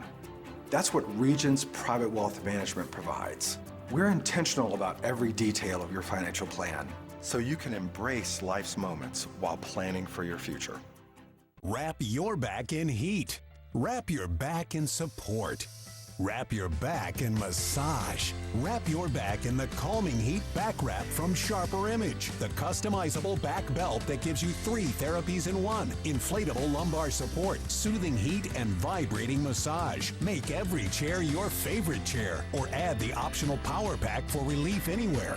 Order now to get 20% off and free shipping. Available online and at a retailer near you. Projects, the projecting gaming arcade now with animated targets to blast on your wall. Swap slides for different targets, but stay sharp, they move fast. Projects is portable to play inside or out. Family gaming gets an upgrade. You can get the Projects 2 blaster set and TV exclusive sticker sheet for $49.99 plus $7.99 processing and handling. Batteries not included. Must be 18 or older to order. It's the projecting gaming arcade with animated targets that's a blast to play. It's Projects from NSI. In this space, we explore. We ascend. A walk-off winner for the Commodores! We heal. We grow. We unite. We belong. Vanderbilt University. This is our space. This is a community of selfless leaders and lifelong learners, backed by Orange every step of the way. This is the University of Tennessee. We give our all to discovery, to creativity, to each other. The world needs volunteers now more than ever, willing to step forward, light the way, and do whatever it takes. It takes a volunteer. Kentucky looking for a 4th straight win over arch rival Louisville. Will Levis honored on Senior Day. Levis still dealing with a number of injuries from a rather large lack of protection over the course of the season, but they gave him some today. That, by the way, is Josh Caddis. Look at him with the yards after the catch, baby. That's indeed. He's a, yes, wild Caddis tight end, and then Malik Cunningham picked up by Trevin Wallace. One of 3 takeaways this Kentucky defense had today, +3 in the turnover margin, something they have not ended many games with this year. Yeah, that's a good point. They got to the quarterback 4 times, only gave up 2 sacks on Levis, which is good, 26-13. That is 4 straight for Big Blue over Louisville. All right, let's go rip through these. Michigan over Ohio State, huge for them. We'll see if Ohio State gets a sniff from the playoff committee. TCU, 12-0 regular season. They will play likely Kansas State. If K-State beats Kansas, it'll be them and TCU in the Big 12 title game. If KU comes back and wins, it'll be Texas TCU. Oregon State over Oregon. What does that mean? Sorry, please read the Oregon State quarterback stat line. 6 of 13 for 60 yards, 2 interceptions. They turned it over 3 times, did not force a turnover, and still won the game. Still won the game. Investigation. Yeah. Wow. And by the way, complimentary football. If Oregon still wins the Pac-12, or I should say gets into the title game, if Washington loses to Wazoo later tonight. If Washington beats Wazoo, naturally Utah would go and obviously. face Southern California. They blew out Colorado today. Yes. A lot of what ifs. It's a lot of, yeah, it really is. all we By got the way, left. if you missed it, the best game of the weekend next week will be Purdue and Michigan in the Big Ten championship game. All right, real quick. We got an update coming here. We got an update coming from College Station, I understand, and I haven't even seen it yet. Let's see what's going on. 17 all last check. LSU, the football. Oh, Jay Daniels loses it. Oh, my goodness, we got a scoop and score. Damani Richardson. Damani Richardson. Look out. 24-17 is the official score. All right, we'll get you back. Yeah, that's D. Williams. You've told us a lot about D. Williams over the years. Not Billy D. Williams. No, D. Williams. Not D. Billy D. Williams. It's D. Oh, there you go. D as in dance. Second half is next. This halftime report is presented by Regions, official bank of the SEC.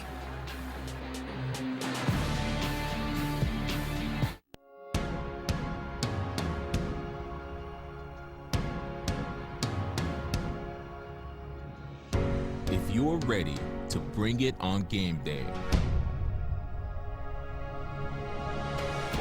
if you're leaning into tradition, tailgating in top form, and cheering at the top of your lungs, Regions is right there with you. Regions, official bank of the SEC. You've dreamed about the perfect house, a place to call your own, and a place to not only stretch out, but to grow. Auto Owners protects your house because to you, it's home. That's simple human sense. Ask your independent agent if Auto Owners make sense for you. Happy to help, man. I was just over there talking to myself anyway. Here, every drop of sweat contains a lifetime of dreams. Every letter, every blade signifies hallowed ground. Championships come down to fingertips. Small steps and giant leaps inspire future generations. Because here, every little thing just means more.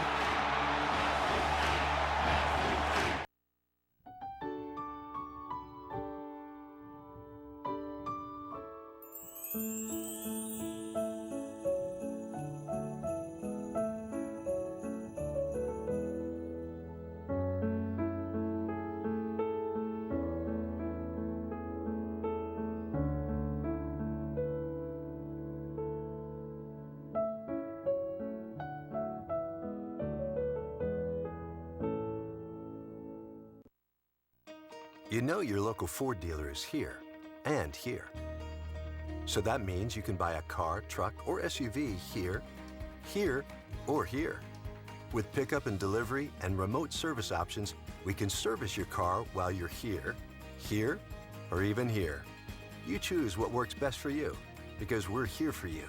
So click, call, or come by your local Ford dealer today.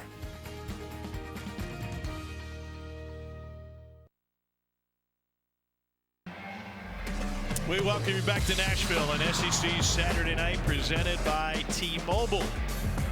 We start the second half.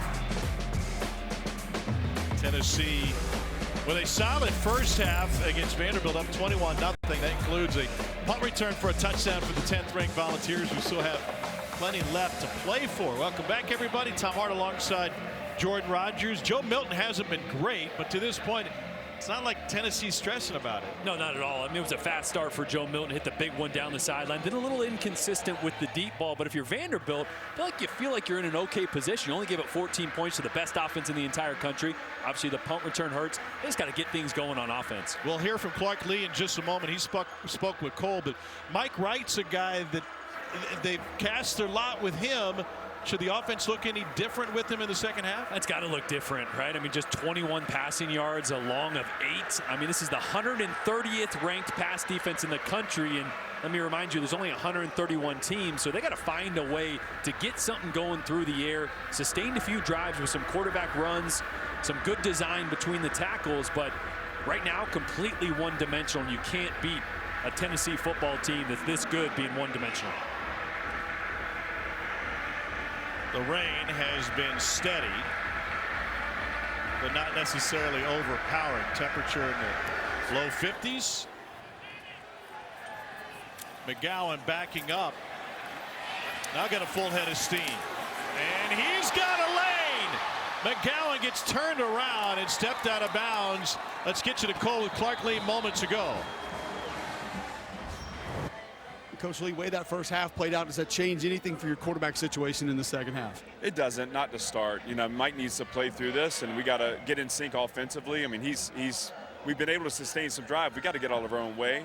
Obviously, the punt return for a touchdown is a huge breakdown on our end. You know, let's eliminate these self-inflicted wounds. Let's get to playing Vanderbilt football. We got 30 minutes left. I think defensively we've settled in. You know, let's go win the game. Thanks, Coach. Thank you.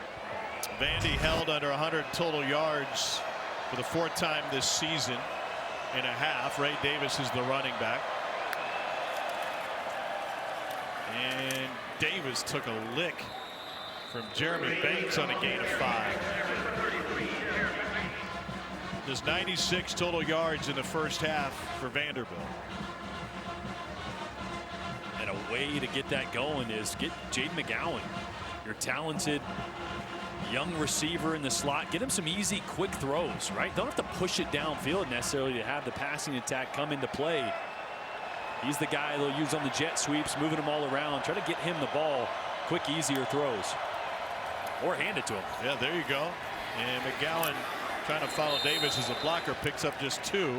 Another stop for Jeremy Banks, making up for lost time after not playing last week. Again, a great way to attack the perimeter. This Vanderbilt team is going to run the football. Got to find ways to create some space in the middle of the field. One way to do that, get some speed on the outside, cause Tennessee to at least get their eyes outside, worry about that, and then maybe you can crease them between the tackles with a quarterback run.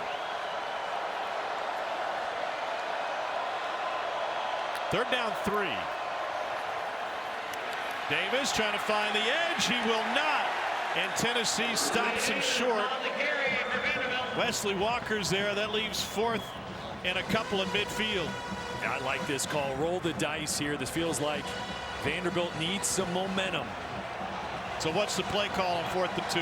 They got a quarterback that's athletic. I wouldn't mind, instead of being so heavy and condensed, spreading this defense out and seeing if you can't find a way to get a lead blocker for Mike Wright on a light box, but they're going to be heavy, 2 tight ends. Quarterback run to the top of your screen, maybe. On the read, he hands it off, and Tennessee is there. Wesley Walker again, along with Tamarion McDonald, and a turnover on downs.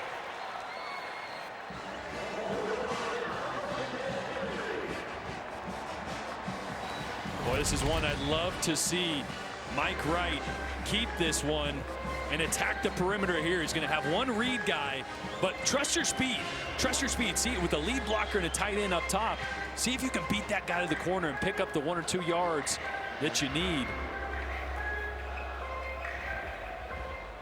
Again, not the wrong read for Mike Wright there, but sometimes you want a quarterback that's that dynamic. Just trust it. Trust your legs. See if you can pick it up. Milton hands it off to Jabari Small, who left the first half with an ankle injury, and he loses 2.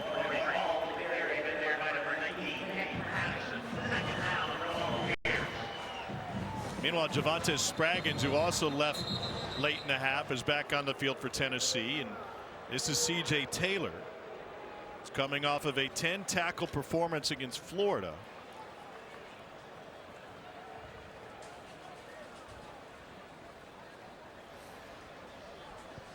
Looking at Taylor's right leg, he had the game-sealing interception in the first SEC win in years for Vandy a few weeks ago. We're back here in a moment. Take a picture.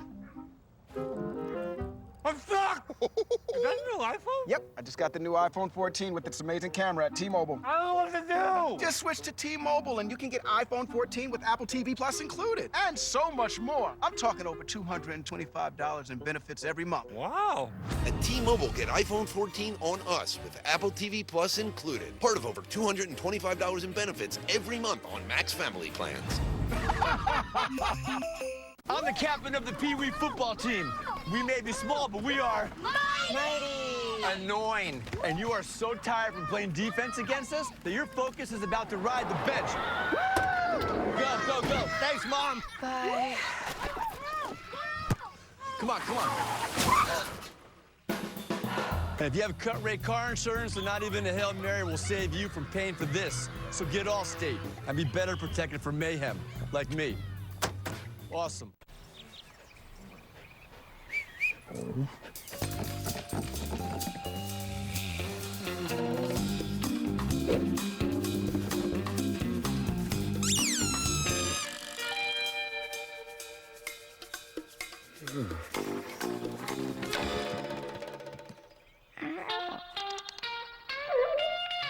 For five-star backyards, Yellowwood brand pressure-treated pine. If it doesn't have this yellow tag, you don't want it.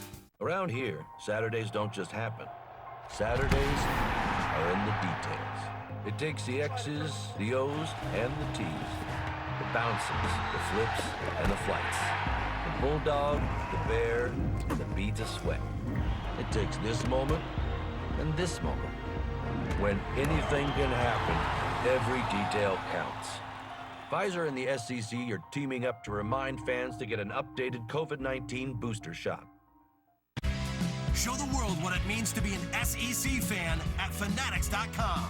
The largest assortment of officially licensed SEC fan gear anywhere. Shop now and get today's special offer. Fanatics.com. Officially licensed everything.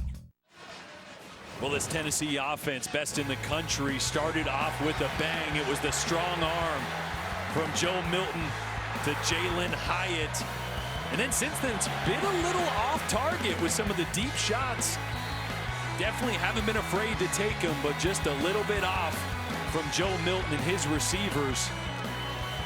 Since that point, let's see if they can get back on track here in the second half. C.J. Taylor has left the game for Vanderbilt. Here's Jabari Small, the cutback, and now you can say goodbye to Small. A 52-yard sprint.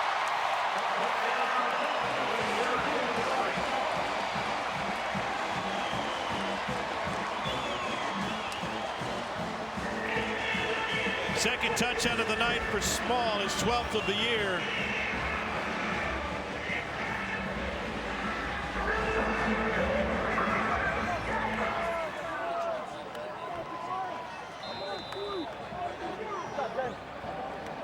Longest volunteer run of the year. And that's how you start a half. Chase McGrath for the point after. And the game going according to plan, as you see C.J. Taylor being carted off for Vanderbilt, but for Tennessee offensive coordinator Alex Golesh, that drive chart looking better and better. Watch the backside tackle come and pull on this. Usually it's a backside guard. Dane Davis going to come all the way across. Big block right there. And then you get Jabari Small one-on-one with Anthony Orji, Vanderbilt's best player there. That's when Orji usually wins, but that time Small said, whoop. Put his foot in the ground and all the way to the house there. Another big play for this Tennessee offense, top scoring offense in college football.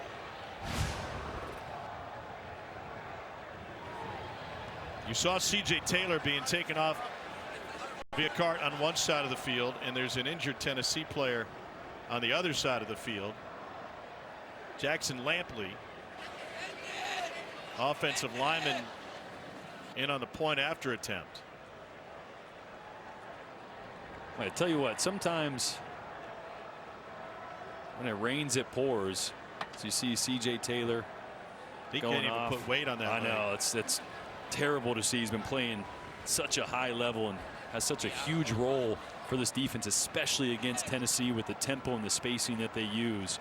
And then Lampley there, good to see him get up and walk off under his own power there. Milton will put on the headset and talk about it with Alex Golesh. 9 of 16 for $133 for Milton.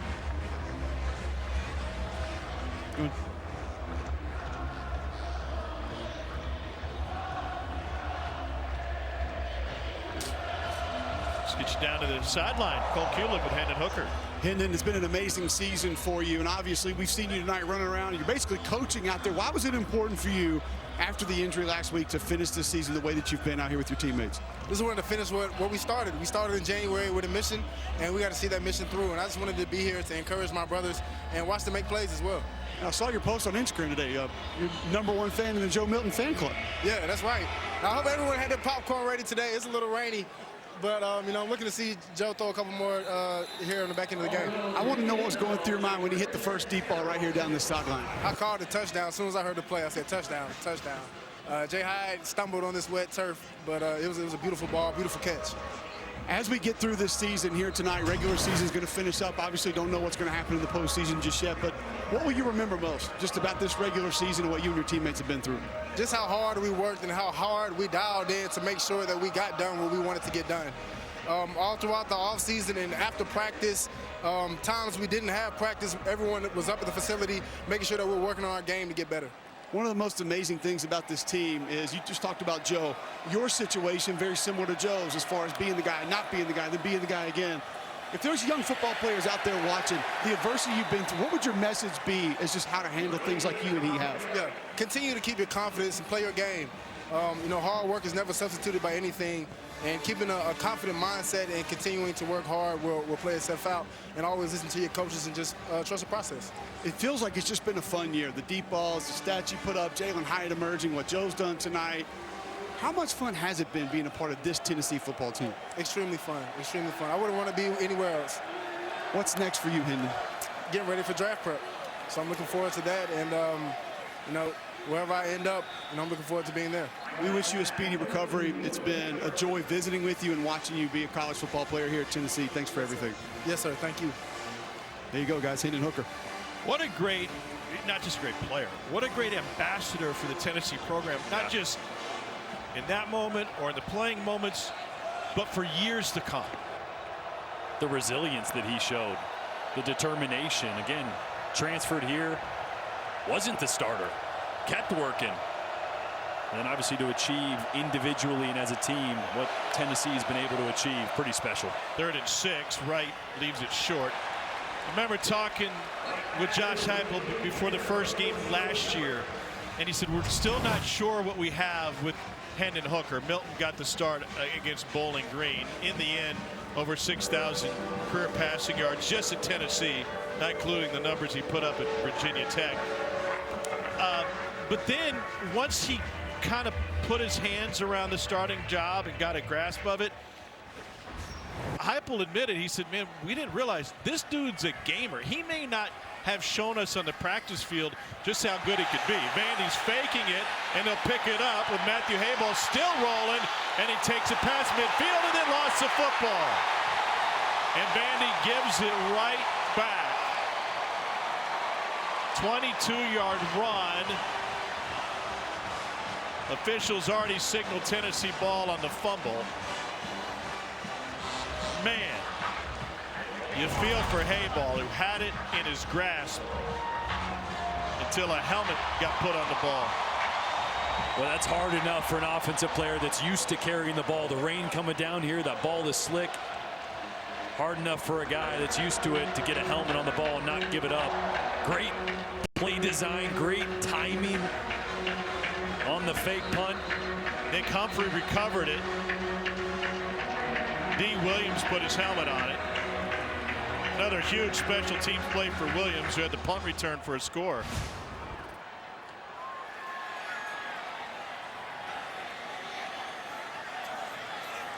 So Hendon said he wants to see Joe go deep a couple more times. Here's one of them. Just past the reach of Princeton Fant. Wow, they're going to motion Princeton Fant in. He's going to give a little stutter to the second level defender here. The safety rolling down. Actually, he doesn't even stutter. He just runs right by him. Safety rolling down, thinking run with Fant motioning in as they've done before. And that's one of the throws. We talk about the arm strength. Yeah. Do you have a changeup? To put an illustration of a pitcher, you can throw it 100 plus. That's great, but here's Jalen Wright. He can run 100 plus. And that's great too. Yeah. A 50-yard run for Wright. Tennessee has 2 touchdown runs of 50 yards plus.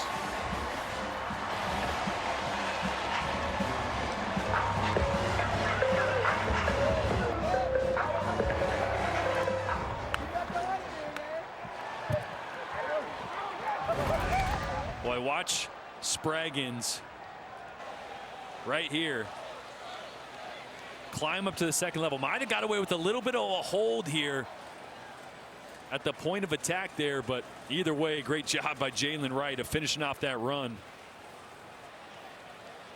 Oh, Telly working a little funny in the cold weather tonight. Who's chillier? That is Cooper Mays. Anthony Orji was also injured on the play for Vanderbilt, walked off on his own power. Mays will be helped off by the athletic training staff. Jalen Wright's 9th touchdown run of the season. Last year against Vandy, he went for a $112 in his score. Had a great Music City Bowl as well. This guy must love playing in Nashville. Here's McGrath for the point after.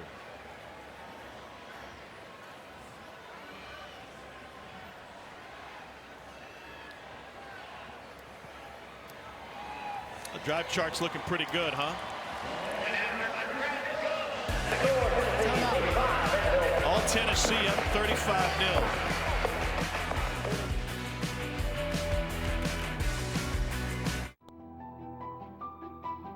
It's not the truck you drive, or the uniform you wear, the people you inspire, or the sacrifices you make.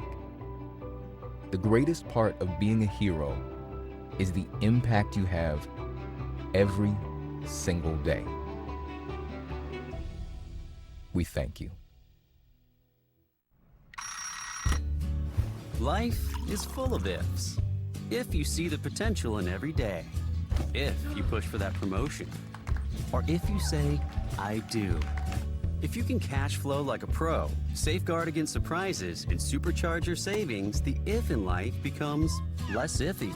Regions Life Banking makes it possible, if you're interested. Let's talk about the if in life. Regions Bank embrace the if in life. Auto Owners insures your car. Because sometimes something from out of left field can literally come from out of left field. That's simple human sense. Ask your independent agent if Auto Owners makes sense for you. It's the last day of Black Friday deals at Academy Sports and Outdoors. Get up to 50% off bikes, up to 50% off Adidas, Puma, and Champion Fleece, and 40% off Magellan Outdoors outerwear. Get these deals before they're gone. Visit your store or academy.com. Have you ever met Miss Lindy? She's a gal with the bright red hair. Now she stands high from all the rest. You know her anywhere. Well, she's mine. Yeah, she's mine.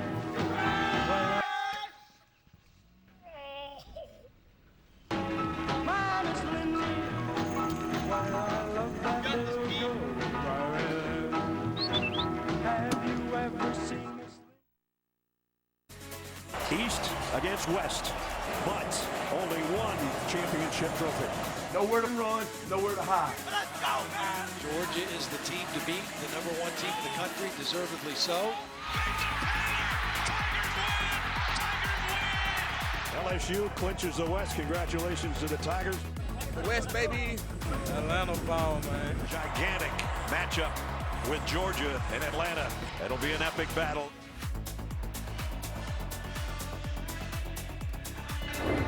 And so the stage is set. And Mercedes-Benz Stadium will be LSU and Georgia. You'll be in town with Nation. A lot to break down for that one, huh? It's going to be interesting. Obviously, LSU in a dogfight right now. Georgia, slow start against Georgia Tech. And A&M just scored another touchdown. Wow. Moose Muhammad is wearing sleeves. He somehow was still able to catch a touchdown pass. Here's a series history between the two. Remember, they met in 19. LSU on its way to a national title with Joe Burrow, and LSU also topped Georgia in 03 on their way to a national title. Can we get a close game? All those are kind of one-sided. Like, I want a good game for the SEC championship. Some new blood in there with LSU. The matchup's going to be interesting because LSU is so talented, albeit they're losing to Texas A&M right now, but going to be a good matchup. Vanderbilt has gone to A.J. Swan, the freshman At a white Georgia quarterback.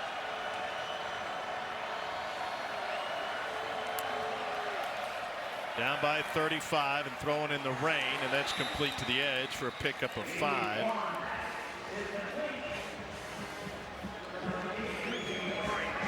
Marion Carter with the catch. 4th all-time among Vandy freshman passers. Jay Cutler the next on the list. And I really think that A.J. Swann's the most talented thrower that Vanderbilt's recruited and had here as a freshman since Cutler. Extremely talented, and I'm surprised it took this long to get him in the game with how much Tennessee has struggled defending the pass this season. Patrick Smith brought down just a yard shy of the first down. Obviously, Swann's been out last couple weeks with an injury, hasn't practiced much at all until being full go this week. So the reps probably played into his preparation and readiness to start this game or not start. But also, you don't fault Clark Lee for starting Mike Wright with how he performed the last 2 weeks as well. So see what A.J. Swann can get going here, down 35-0. They need a little jolt, especially through the air.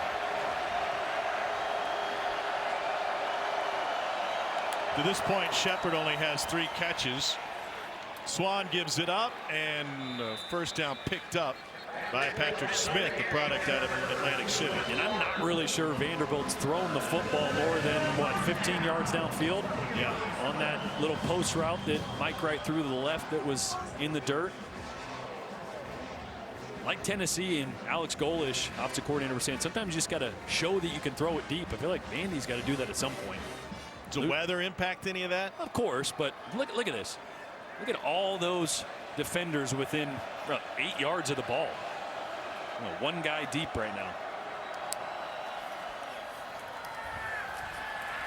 Swann stays in the pocket and lobs it downfield. It is tipped and incomplete. Bresnahan was the intended receiver.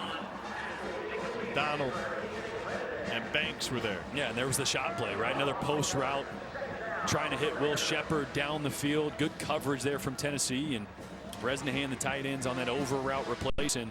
Really nowhere to go with the football for A.J. Swann. Great coverage by Tennessee.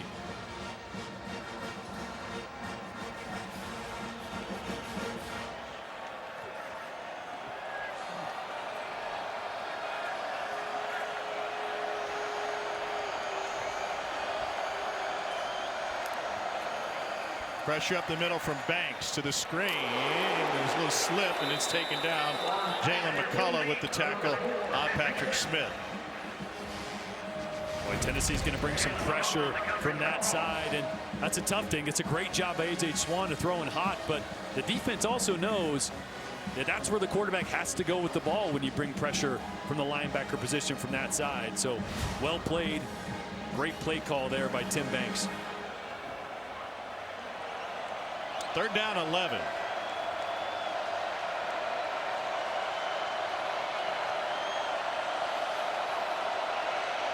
Play clock at 3. They just get it off. Swann swallowed up from behind. A sack by Roman Harrison. I watch Roman Harrison work on the outside and then come back from the back door there. It's a speed rush. Wins initially. And as A.J. Swann steps up in the pocket, does a great job of redirecting. Trying to get the ball there from behind. Ends up getting the sack just the same. That is a 2nd sack for Roman Harrison tonight. Remember, Tennessee already has 1 punt return for a score, courtesy of D. Williams. Here's Williams again. Pass midfield before the punter. Hayball brought him down. As the Tennessee offense set to take the field again, guys, give you a little update on the offensive line injuries. Cooper Mays went to the tent, came back out. He's going to return, which is critical for Tennessee because Jerome Carvin is out with a lower extremity injury for the rest of this game. He would have been the backup center. Gerald Mincy didn't start this game. He's out for this game. His backup, Jeremiah Crawford, also out for the rest of this game with a lower leg extremity.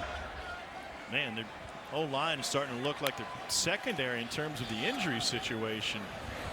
Here's Dylan Sampson, finds the edge. I'll tell you, another good pull by Dane Davis over at left tackle. Did this on the longer run on the last drive as well, but just gets engaged, hands inside. You see as he pulls around there. And a nice job just opening up some space. Good former walk-on. Picked up his scholarship in December of 20. And Cole, I love how aggressive he is on those pulls. A lot of times I see an offensive lineman pull around. You're trying to square up, make sure you're in good position. He's in great position. He attacks that defender. He's aggressive, not just when he's pulling. Pretty much every moment that I see him on the field, he's got something going on with the opposition. I love the way he plays the game. Jacob Warren is the injured volunteer. Seconds on the game clock. Speaking of aggressive, Cole, you hosted Jordan for Thanksgiving dinner. How aggressive was Jordan with the dessert? Overly. Oh, yeah. First thing he did, he comes in, strawberry pretzel salad, takes a giant slab. Out the gate. Goes on the plate. Really the only thing that he put on the first plate. Told him that we had ice cream pie. My mother-in-law's ice cream pie, best dessert I've ever had. He had to go with that as well because we had it the night before and he had to try it. Had cookies from the cookie girl down in Homewood, Alabama. He had to try a couple of those. He had apple pie, he had pecan pie, ice cream outside of the ice cream pie. 6 different, yeah, that's true. I had the ice cream pie, but then also had the pecan pie with extra ice cream, chocolate sauce. 6 different desserts. He actually ate dinner as well. That suit still fit? No, that's why it's unbuttoned, Tom. Let's not talk about that. It's Thanksgiving. We don't weigh ourselves until after Christmas. Thank you very much. 2nd and 3. There's Ramel Keaton. The low blow up here in the booth. Didn't expect it from you. It was a great spread, though. Great spread. A little smoked turkey, too. Even got a couple trips down the giant inflatable slide they had set up. It did. Pretty big Thanksgiving when you bring in the inflatable slide. Dylan Sampson, freshman at a Dutchtown High School outside of Baton Rouge with the carry.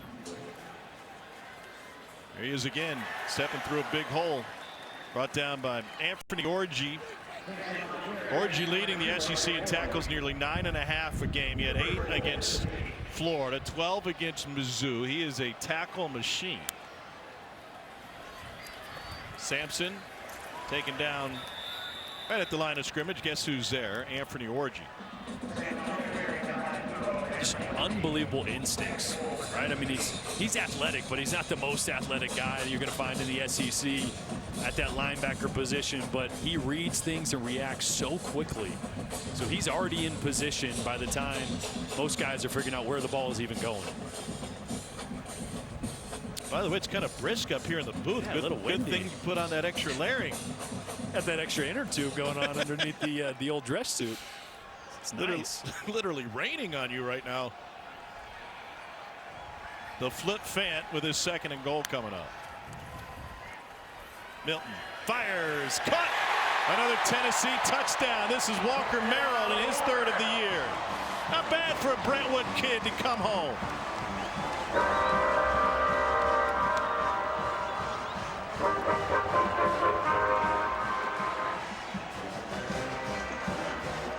Boy, it really had Merrill and Squirrel White. Little press coverage reroutes Merrill. 2 guys almost in the same area. You're going to see as it comes into your screen from the left. Oh, it's a great job there to see Squirrel White pretty open as well. Great job of patience. Waiting for the press coverage to get off and Merrill to come open. Tell you what, no Hendon Hooker, but Joe Milton has filled in admirably. It's been the run game and some dynamic throws from number 7.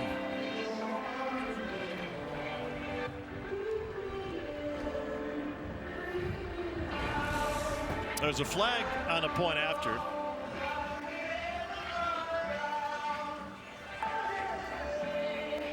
Personal foul, leaping on the defense, number 0. This penalty will be assessed on the kickoff. Anthony Orji tried to pull a Zach Timeout. Cunningham. Remember that guy? Oh, yeah. He could do it. 42-0.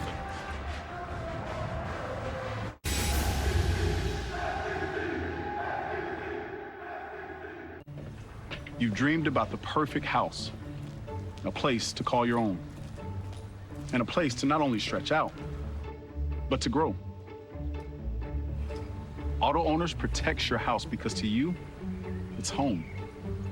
That's simple human sense. Ask your independent agent if Auto Owners make sense for you. Happy to help, man. I was just over there talking to myself anyway. The Venture X card from Capital One gives you premium travel benefits, like 2 times miles on every purchase. The noise canceling. You're being too loud. Thank you. Good choice. Ooh, my lucky number. Earn 5 times miles on flights. Enjoy your stay. Going up? And 10 times miles on hotels through Capital One Travel. Plus, get access to over 1,300 airport lounges. White wine, please. And maybe see the one and only Taylor Swift. Capital One, what's in your wallet?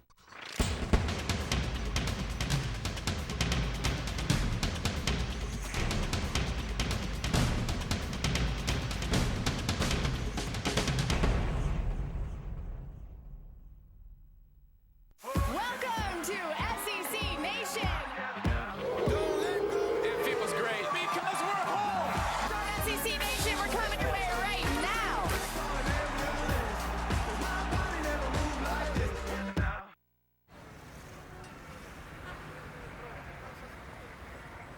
I be like, sheesh, sunset on the beach. Make me wanna pull up on Miami with the heat. I don't know about you, but I know about me. Summertime in Florida, catch me sliding on the key, yeah.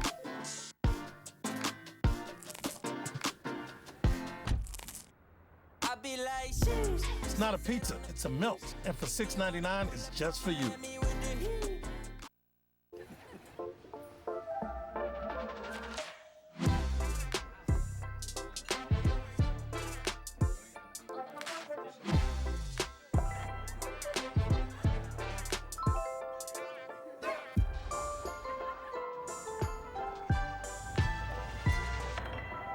For every holiday, for everyone.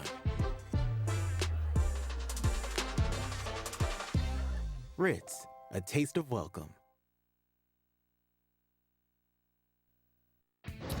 Dory Noka in studio. Let's update Notre Dame, Southern Cal. It looks good for SC right now. Raleek Brown into the end zone. Notre Dame did score a touchdown. Trojans driving up 10 right now, late third. Meanwhile, LSU's college football playoff hopes are dimming in a hurry. Aggies up 2 scores. All right, Dari, thanks. It'll make Atlanta all the more interesting, won't it? After the personal foul, a kickoff from the 50. And scooped up and taken out to the 24-yard line. Cole Kublik has a teammate with him, and this will be a hint about it. Take you back to 2012. Tennessee had won 34 of the last 35 against Vanderbilt. And Jordan Rodgers able to find 245 yards and a couple of touchdowns. Jordan Matthews, 7 catches for $115. But this one, 71-yard touchdown, also had a 47-yard end around.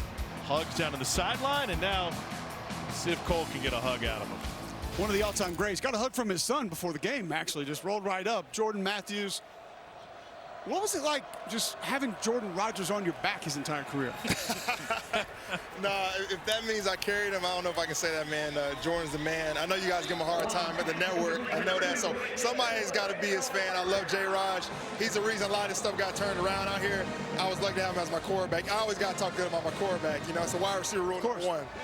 Well, tell us what he was like as a teammate. I mean, we know what he's like as a teammate for us now, but back then, what was he like as a teammate? Probably the same guy, you know what I mean? Obviously, there for everybody else, comes in, works hard, but he's going to care about how he looks, too. The hair's got to be good. The hair's been good since he enrolled at Vanderbilt. Still top tier as it is now. So, you know, he stays consistent with it. So, but obviously a great teammate.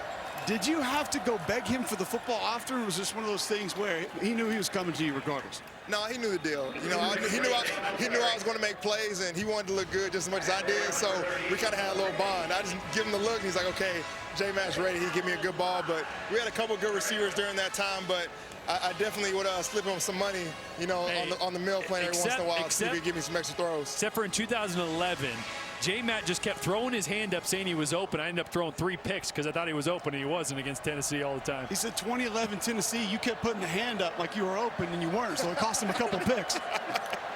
Yeah, I know, you know, Franklin, he started finding me for throwing up the mailbox when I wasn't open, so I lost a little bit of bread back then. But look, I'm a wide receiver at heart, man. I always think I'm open. And I knew J-Raj, if I tempted him long enough, he'd still end up throwing it to me. So I knew if I did enough, he'd end up giving me a shot.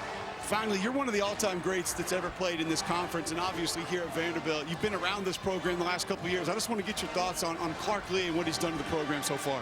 I love what Clark's doing. I know right now, you know, obviously this game isn't going how we wanted to, but, I mean, you look at the last 2 weeks, them coming out versus Kentucky, coming out versus Florida and getting those wins. Those are big wins for the program and good momentum shifters. We got a lot of guys on offense I know are coming back next year. Both quarterbacks have a chance to come back. The wide receiver depth that we have, a lot of those guys are coming back. So I'm really excited that my boy Will Shepherd just got a catch. He's got a lot of promise for us too. So, you know, I'm excited for the direction of the program. And I know Clark's the right guy to do it, man. He's a great guy, alumni, cares about the program. He's gonna do everything he can to get this thing going in the right direction. So I'm really happy about what we're doing out here. Jordan Matthews, one of the best to do it, the best to come out of Madison Academy as well. I won't tell Kerryon Johnson that. Yeah, don't tell him that. He's the man too. Thank you. That's pretty cool.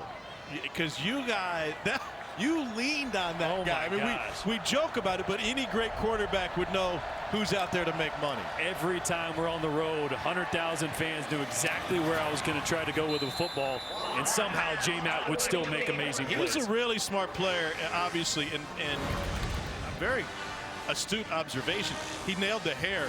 Oh, yeah. Look at that lettuce. That is that before you learned about product, or this is the look? That's just a little bit of hard work in there, a little bit of grit, not washing it for 3 or 4 days. Look at it now. I cleaned it up now. Yeah, good Facial job. hair is still just way subpar. But, patchy at best. What are we going to do? 2nd and 4 for Vanderbilt after that huge catch by Shepherd. Back to Shepherd, and now another. And a diving catch made. 1st and goal, Vandy. Boy, almost a little miscommunication here. They're running a hitch and go on the outside. A.J. Swan wants to let this one go early. It's a great job of being patient with that route by Will Shepherd. A lot of times receivers will rush that if that DB is playing so far off. He held it just long enough so that DB started to bite and then went.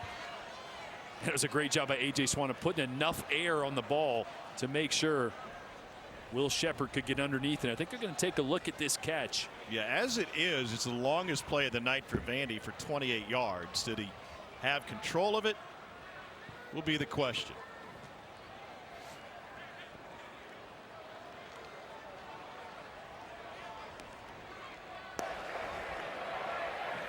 Replay was initiated before the snap.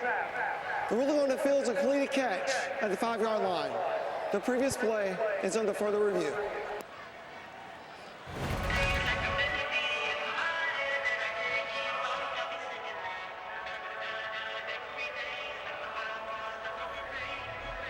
Boy, really close there. Obviously, the ball can hit the ground. It can contact the ground as long as the receiver has firm control of it. Ooh, I'm not sure he had full control of that before that ball makes contact with the turf. Unfortunately, a great effort. I'm not sure that one's going to stand, though. No, the drop as he's trying to bring it back to his body. Boy, such a great effort. The reason it was a difficult catch, AJ had to let that one go a lot earlier than he wanted. Like I mentioned, Will Shepherd did a great job being patient on that route, but quarterback AJ Swan also had to get rid of the ball at some point, put enough air on it to allow him to make a play on it, but just not enough control there.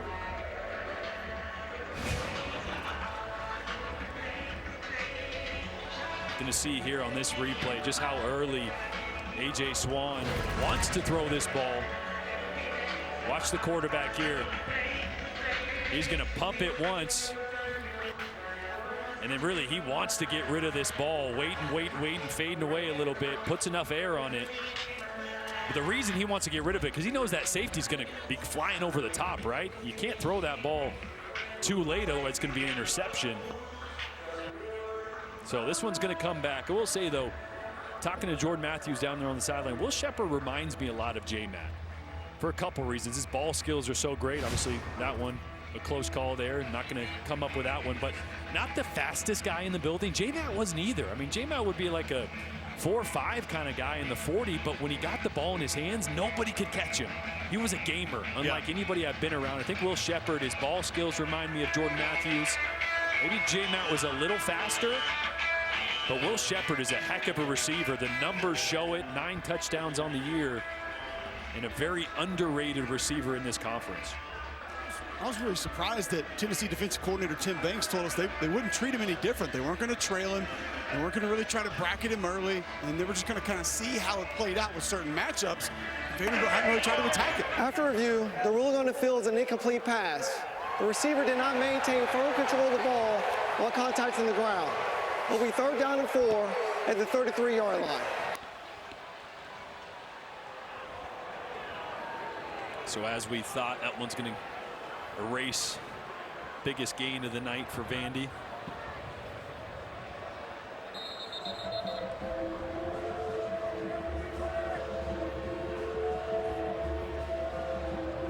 And it leaves him with a 3rd and 4.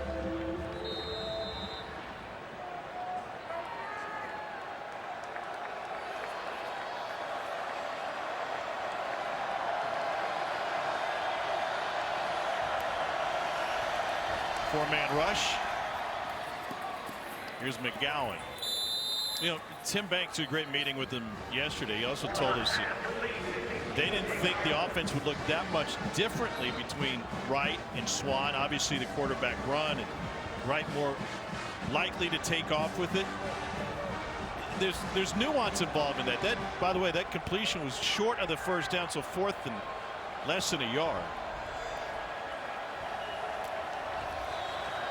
Ray Davis is the running back.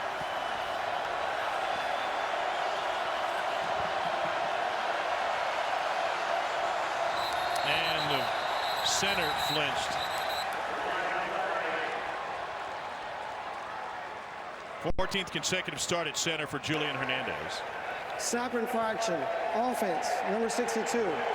5-yard penalty, 4th down.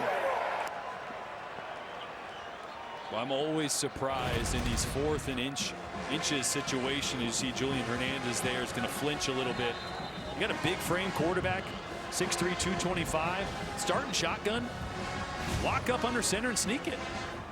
I'm just so surprised at how many offenses are reluctant to do that. Obviously, offenses that are entirely in the gun, exclusively in the gun, you don't necessarily want to risk that, but Vandy does enough and has enough under center in their history that I would like to see that there.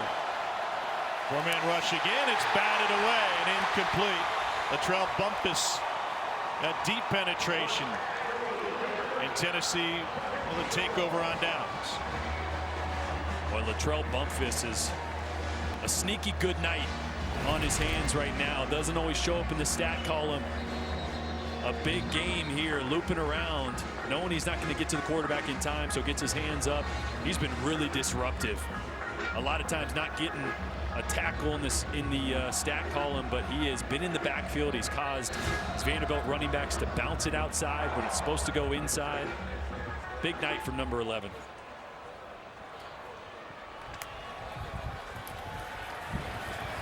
Milton's going to go deep, wind blowing towards us, and that is incomplete. That's got to be kind of the hardest wind to throw in, right? I mean, it's going Milton's right to left.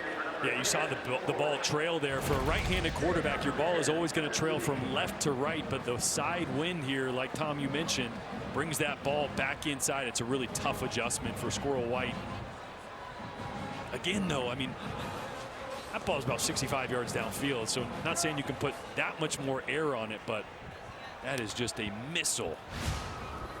Safety blitz, and Dylan Sampson picks up 4. That should take us to the 4th quarter, unless Tennessee wants to squeeze off another play before the quarter ends. We're looking at a 3rd down. How do you feel about Timmy Trumpets? A little played out, maybe. I feel like everybody's doing it now. Yeah, I mean, it is. Yeah, it's It's catchy. Gets the people going, but safety blitz again. Milton steps up, unloads. Incomplete. Ramel Keaton off the fingertips, and that's how the quarter will end. Plenty to stick around for in the fourth quarter. We may see Gaston Moore and A.B. Schuler for Tennessee before this thing is done. This one that close to another big play for UT. For everyone from players to parents, football offers unlimited growth with even more to learn. Visit futureforfootball.com to get ahead of the game. Find out where to play, what equipment to use, and get the latest from leagues around the country, including pro tips and parental info from the experts. These resources make it easier than ever to create your plan and make your play. Attention, a 10 is speaking. These 3 new Crystal Side Chicks are thicker, juicier, and crispier than ever. Keep your main thing if you want. We just want to be your side chick. I'm the team mascot, and boy, am I running late. But I got lead in my foot and spirit in my fingers. Ow, what a hit. And if you have cut rate car insurance, the cost to cover that might tank your season. So get Allstate and be better protected from mayhem, like me. Woo! On an urgent Fansville by Dr. Pepper. Hurry! It's almost kickoff. I am. Oh, they logged me out! What's the password? Okay, it's P23XR ampersand. Dude, the caps lock is on! How much time we got? I missed basic cable. Here we go. What was there? What was there? Oh no, I got the spinning wheel. Fanstown by Dr. Pepper. This commercial. Game hasn't started. They play these too much. Dr. Pepper, the one fans deserve. In SEC sports, the ifs are non-stop. If you're game day ready, if your QB stays healthy, if your team could just find a kicker.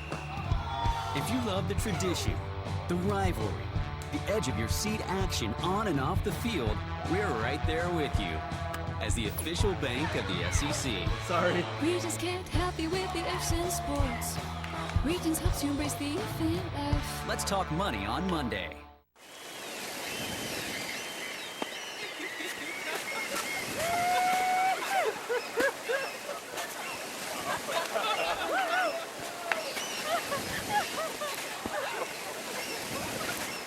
The only side chicks I've seen that look better than me are these right here.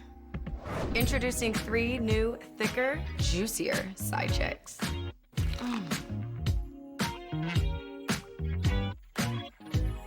In my world, numbers are everything. But my most important stat, my sleep quality. The new Climate 360 smart bed actively cools, warms, then effortlessly responds to me. Smart sleepers get 28 minutes more restful sleep a night. Game-changing sleep, only from Sleep Number.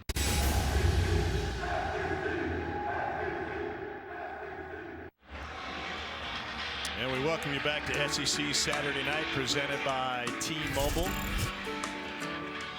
42-0 Tennessee, the 10 in the country, starting the fourth quarter, and they're getting production out of Joe Milton, 147 yards and a touchdown. They'll have to punt it away here. Is Tennessee tonight still trying to impress the playoff committee? Absolutely. I think with some of the chaos that's going on in the top 10 right now, like there's an outside chance. A lot more needs to happen, but Tennessee also wants to show that even without their Heisman hopeful Hendon Hooker, that this offense is still the best, if not one of the best in the country. Well, there was no flag on that play that Tennessee fans thought that Paxton Brooks, the punter, should have drawn a flag. So here's the top 10.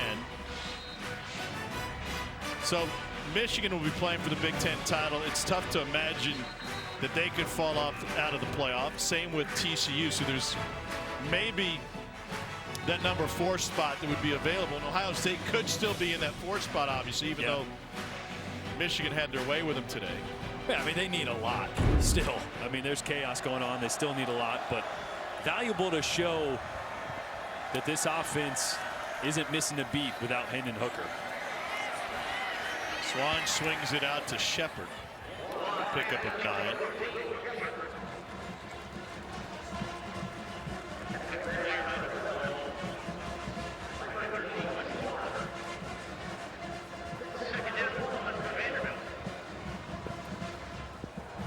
Here's what looked like could have been a flag. Yeah. Oh, yeah, that's not a coulda. That's a shoulda. That one doesn't feel good for some of us. On 2nd and 1. Swan into coverage, incomplete. That'll be a pass interference flag. William Wright, product out of Edgeworth, your Nashville guy. Seen some time in the backfield. Pass interference. Defense, number 36. 15-yard penalty, automatic first down.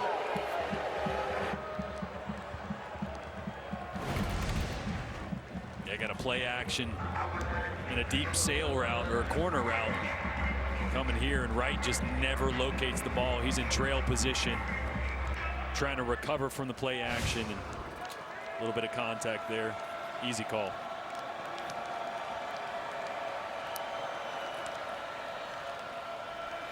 Here's Ray Davis.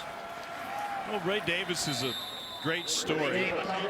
He's from San Francisco. Ended up going to Blair Academy in New Jersey. His mom and dad were in and out of incarceration, so he was a foster care kid at just 8 years old. His godmother took his 2 siblings but didn't have room for him, and he ended up getting adopted by Laura Banks, whose son was on his youth basketball team. But instead of looking back at that in a negative light or a woe is me, he said, you know what? It really made me look at the bigger picture of life. There's always a lot of people going through way worse things than me. I thought that was such a mature outlook as McGowan gets this one and turns it upfield. Taken down at the 22-yard line. Started his college career at Temple at a torn ACL week 3 of 21. Cole, you think he should be getting a lot more respect for what he's accomplished in the best conference of college football? I absolutely do. And it's not an offense that necessarily features him all the time, and not an offense that's going to just be ground and pound, but I think he's one of the most underrated players in the Southeastern Conference. The way he runs the football, the way he can create. You see him here again, to be able to bounce outside, the durability to be able to bounce off tackles. He's just been a really impressive back. He's been steady throughout the entire season. You see most underrated players in this league for me. I think he really does fall in that category. Mekhi Wingo deserves a lot more credit for what he's doing at LSU. And I got to throw an offensive lineman in there, right? Ricky Stromberg, he's made that Arkansas offensive line go with what Rocket Sanders has been able to do and KJ Jefferson's been able to do. But Davis has been incredible all year. Is it possible for a center to be underrated? Are there centers that are rated? That's just an honest question. Somewhat sarcastic, but you know, it's 42-0. I gotta throw some shade at O-lineman and Cole at some point. Reminiscent of what Ralph Webb accomplished here about 7 years ago, 6-7 years ago, 3 straight 100-yard games for Vandy running back. That hadn't happened since Webb did it in 2016. And he did it in huge wins against Florida and against Kentucky. It reminds me a lot of Zach Stacy as well, that I played with. Not just the number on his jersey, but the physicality, the way he hits holes. 3rd and 4, and it's incomplete.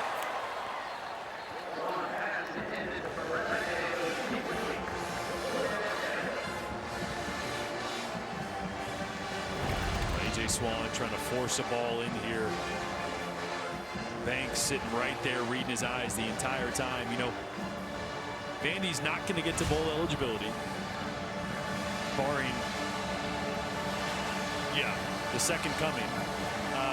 But it's valuable for A.J. Swan here, because the best thing about bowls are development, extra practices for your young players. A.J. Swan's going to be the future of this program at some point. So a lot of value in learning experiences here down the stretch in this 4th quarter. Tennessee used the timeout with his weather kind of Feels like the Timeout. rapture out there. Tennessee. Or This in is their here. first charge timeout. I guess we are out there. Pick me up and take me straight to Tootsie's.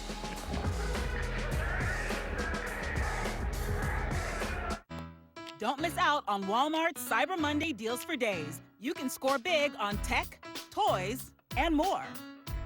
This Cyber Monday, head online and don't miss out on our hottest deals of the season. That's Walmart's deals for days.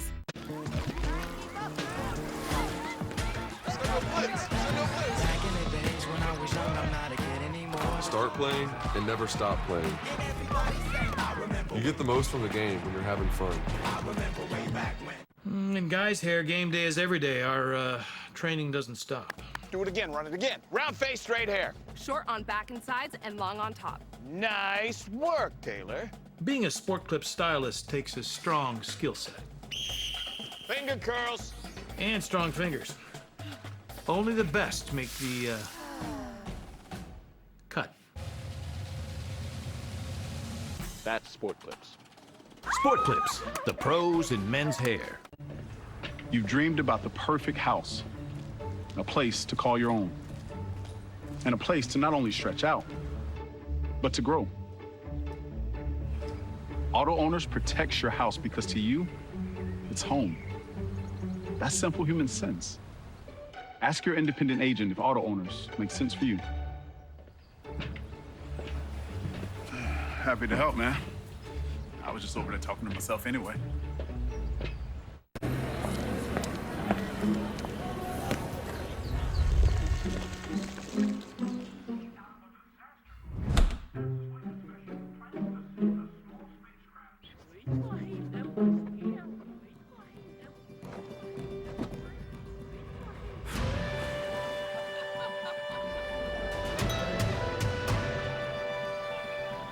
See yourself in Sevierville, Tennessee.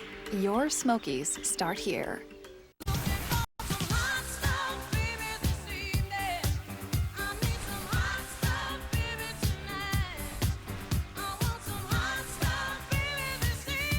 Applebee's new sizzling skillets, starting at just $10.99. Ask and you shall receive. Oh, the Orchid Lounge. Well, you know, I frequented a few of those places down there in my time. The stage used to be our Sunday night thing when we didn't have a hard practice Monday. Uh-huh. A lot of bad choices made down there. I understand you may have an open bar tab in one of those spots still. Whoops. 4th and 4. A.J. Swan with an empty backfield. Pressure. Going to the end zone and incomplete. Coverage by Kamal Haddon. A little blitz zero there by Tennessee, putting the pressure on the young quarterback. Well, happy Thanksgiving to everyone out there watching, and a very special thanks to the members on our crew. They had to be away from their families for this holiday and have put in so much work over the course of this season with all the travel and the work and the nasty weather here tonight. So happy Thanksgiving to all of you and to all of our crew. Where's your picture? It's coming. Oh, Heading's got to go to Hawaii for okay. Thanksgiving. Here's a big run for Tennessee.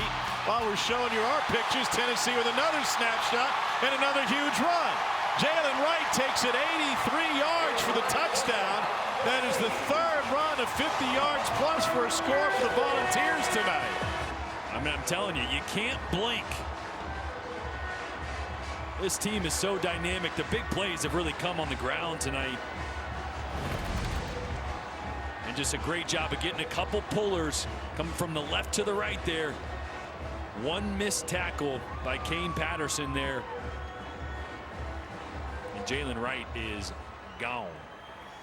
Jalen Wright has 5 carries for 160 yards and 2 touchdowns. That's a 32-yard average per touch. Oh, that's pretty good.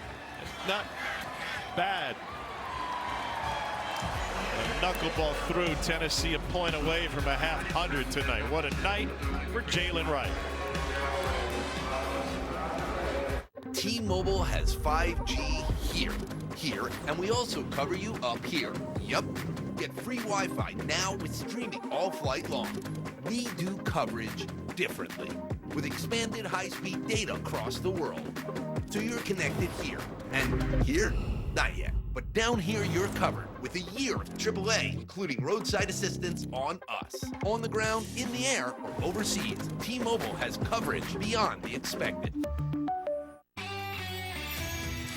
Academy Sports and Outdoors has the gifts to make this your most fun Christmas ever. From game tables, to bikes, to team sports, and the best from Nike, Adidas, and Under Armour, golf, and grills.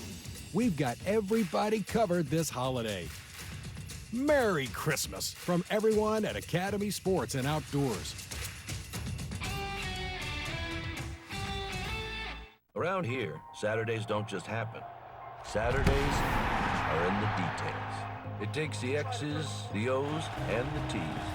The bounces, the flips, and the flights. The bulldog, the bear, the beads of sweat. It takes this moment and this moment. When anything can happen, every detail counts.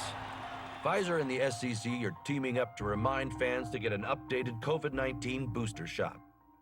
'Twas the night before Christmas when all through the house, not a creature was stirring, except for this mouse. Decorations were hung with meticulous care. That is until I gave this lady a scare.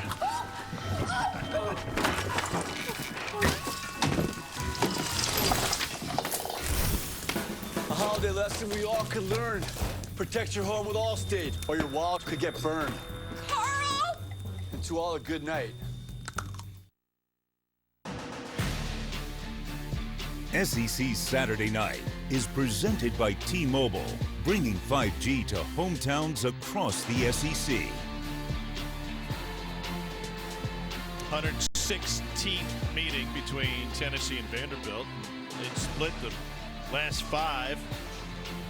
Great start to this series for Vandy back in the 1890s and the early 1900s. Volunteers on their way to their first 10-win regular season since 2003. Pretty good bowl in their future as well. Which in such a weird way, it feels like a disappointment probably to some Tennessee fans, which is crazy because Josh Heupel in his second year getting to 10 wins is unbelievable. The job he has done to turn this program around, make it a destination for talent all over the country. But that's what expectations do. I mean, high expectations for this Tennessee team. Well, the orange or the sugar probably in line for Tennessee. A lot to be determined there. We're talking about the history of this series. Johnny Majors and Philip Fulmer only lost twice to Vandy combined. Lane won in his lone season, but since then, Dooley, Butch, Brady Hoke as an interim, Pruitt, all suffered a loss to Vanderbilt. And you know, Butch had one that cost him a chance to go to a Great Bowl, and another one that cost him his job. Yeah, Derek Dooley as well fired right after that. Talked to him about that on the field of an Alabama game earlier this year. That's interesting. It's definitely renewed the rivalry, though. I mean, when you're Tennessee, Vanderbilt's not the one you circle on the schedule. We all know that, right? I mean, you could go through 3-4 games a year that have some implications and some rivalry to them as well. But Vanderbilt has definitely made it interesting the last decade, which I think is really good for Vanderbilt, for this rivalry, for this matchup. Obviously, didn't go the way that Vanderbilt wanted it tonight, but it's credit to Tennessee. Nice touch to Ben Bresnahan. Cole, Greg Sankey's been asked about what will change from a scheduling standpoint going forward, going to, instead of 2 divisions, just one big grouping and the top 2 teams play each other. Do you view this as a game that should be protected at that point? I think so, just because of geography first and foremost. But you know, would this have been a rivalry without the East Division? I think that's something that we're not really sure of. And then it's going to, Tennessee's one of those teams that's going to be really difficult. You think about Texas coming over and the protected games that you might think that they're going to want. I don't think there's a lot of folks that want to see Tennessee, Alabama go away. Tennessee, Georgia, massive game. Tennessee, Florida was the game in the league When I fell in love with college football, when I became a college football player, it was literally like a playoff game in the first month of the season almost every year. So there are some massive matchups when those two logos collide. Speaking of Tennessee and the teams I just mentioned, and they are one that I think is going to be a very difficult decision. You think about LSU, you think about Florida, some of the teams that don't have that rival or have other rivals that don't just live on one each and every year. It's going to be tough.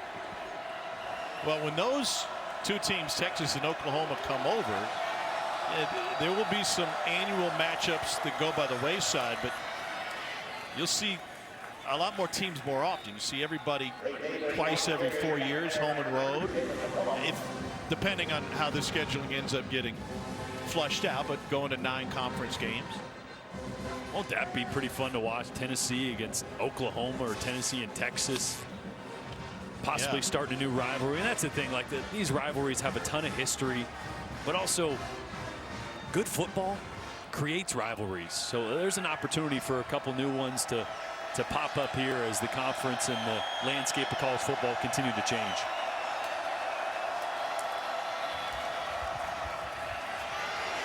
Great open field tackle by Jalen McCullough on Ray Davis. I think seeing each other more often also helps create rivalries. You know, Texas A&M and Georgia, barely conference mates based on their history. Right.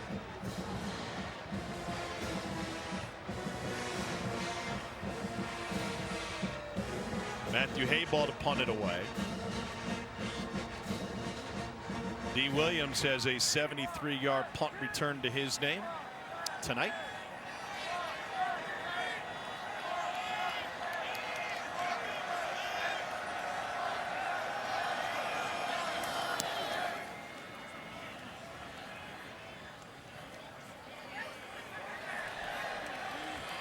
That one crosses the goal line after a 49-yard punt. Here in Music City, beautiful night for Duck.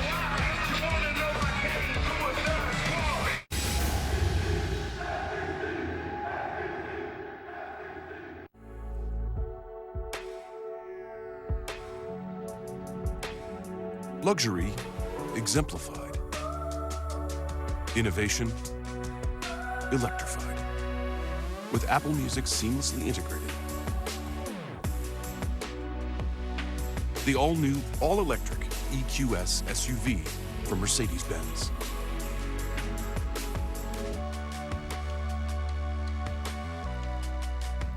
I was a fool to let you down, and now you run. Oh, now I'm crying, 'cause I want you back. Cupid, Cupid, send his kisses to me. Cupid, Cupid, tell him he belongs to me. Tell him that I still Cupid, send his kisses to me. Cupid, Cupid.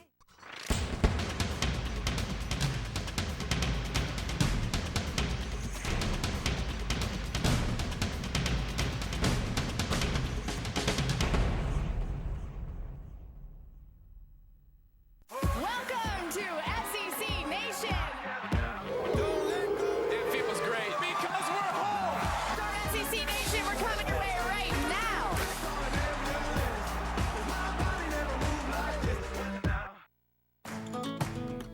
I'm very proud to be a correctional officer.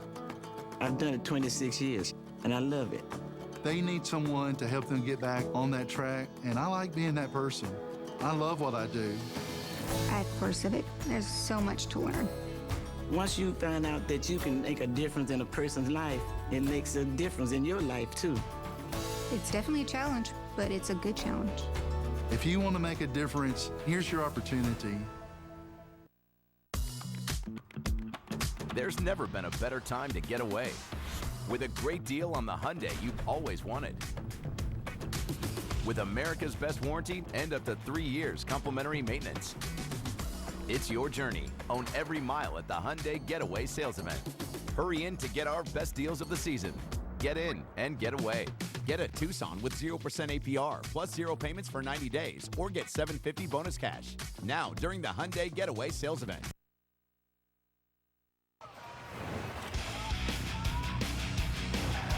Good night for Joe Milton. Yeah, decent night. I mean, started out with a bang. Hit a couple big plays down the field.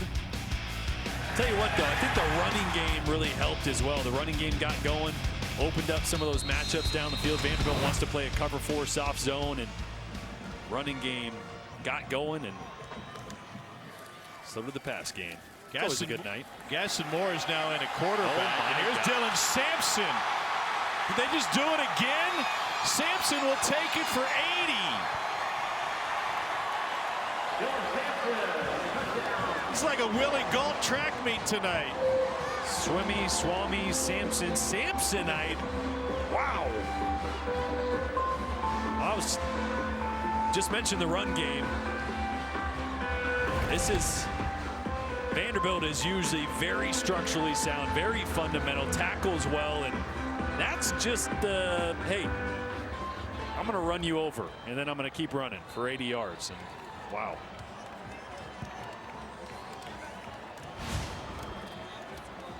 .369 yards on the ground for Tennessee. Can we just reiterate that they're out 3 or 4 linemen?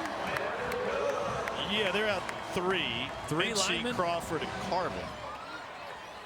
I mean, they've held Vandy to 111 yards passing. That's pretty good. Hey, let's get into Laura Rutledge and our friends at Academy Sports and Outdoors. Wherever fun happens, Academy Sports and Outdoors is there. 500-yard night for Tennessee's offense. 2 100-yard rushers. 6 touchdowns on the ground. And it hasn't been anything overly creative or unique. Some inside zone, some pullers opening holes for these guys, and it's really been Jabari Small, Jalen Wright, Dylan Sampson all breaking like one tackle, and then there's nobody else on the back end. Joe Milton loves it. Hendon Hooker happy. That's a great play call. Fair catch taken by Vandy.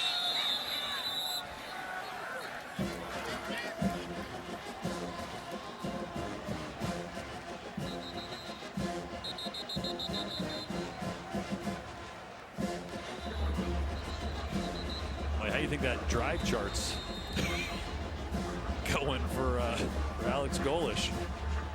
Probably looks pretty good. Yeah.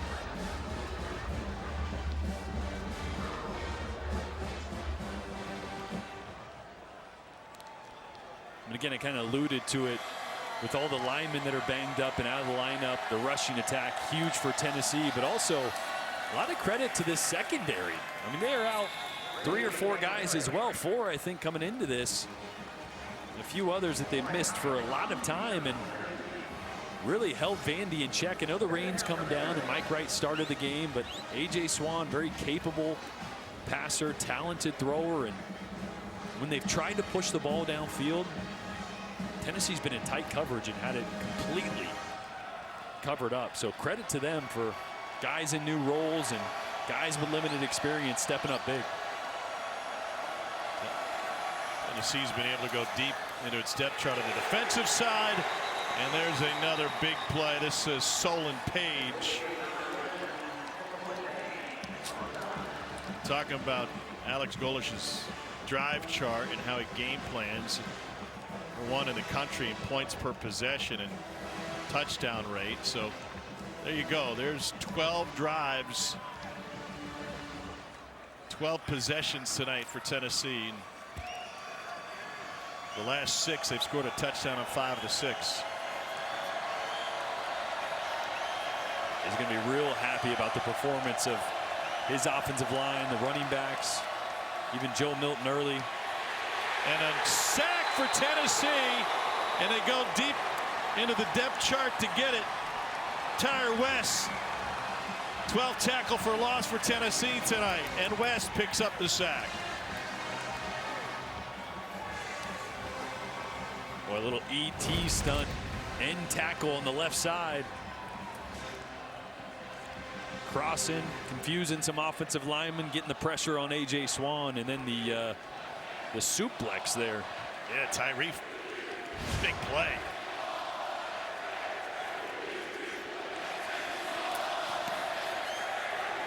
Low line drive, a little sail out of bounds for Vandy, and Tennessee will have great field position. Tyree West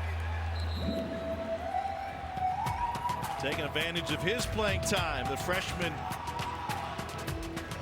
from Tifton, Georgia, and that can't feel good for A.J. Swan. Sneaking up on Nobo.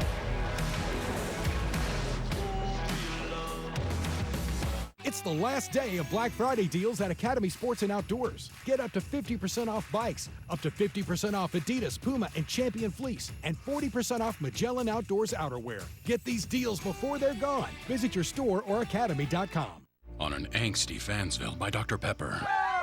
Whoa, Dr. Pepper, zero sugar? Yeah, stole it from my parents. Oh, you think you took quarter drink regular Dr. Pepper? Derek. I bet you think it tastes good, huh? Yeah. Yeah, I'll be the judge of that.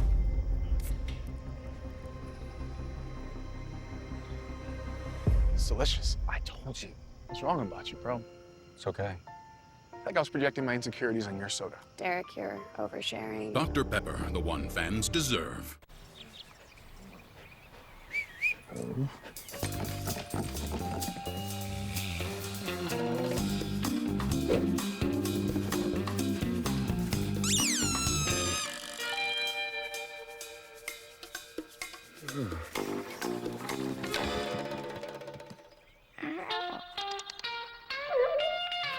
For five-star backyards, Yellowwood brand pressure-treated pine. If it doesn't have this yellow tag, you don't want it.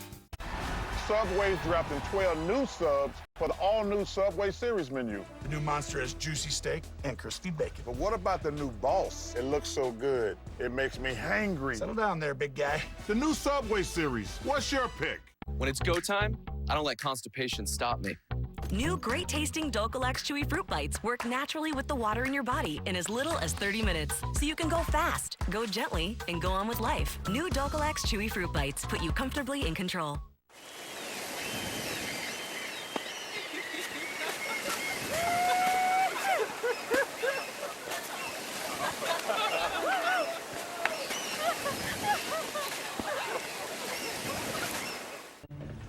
You've dreamed about the perfect house, a place to call your own, and a place to not only stretch out, but to grow. Auto Owners protects your house because to you, it's home. That's simple human sense. Ask your independent agent if Auto Owners makes sense for you. Happy to help, man. I was just over there talking to myself anyway. Tennessee has 4 runs of 50 yards or more tonight. In the last 2 plays, they've ripped off 163 yards.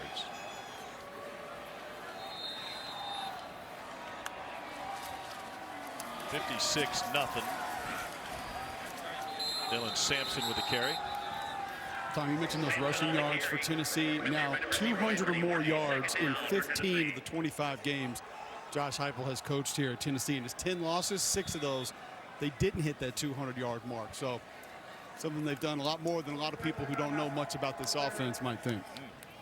Who would those people be? Everyone. Oh. Jackson Lampley is injured again. Product of Montgomery Bell Academy from right here in Nashville. 2-time SEC academic honor roll.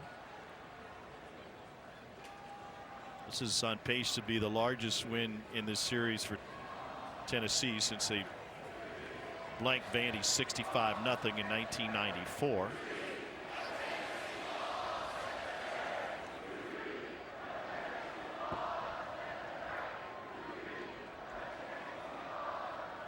Busy night for the Tennessee athletic training staff, to be sure. They've already lost 3 offensive linemen. Mincy didn't start, so that was before the game.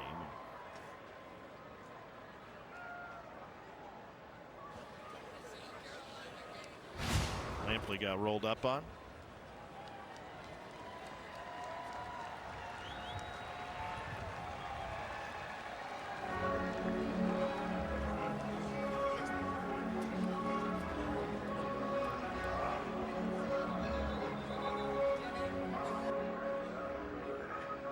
What you got?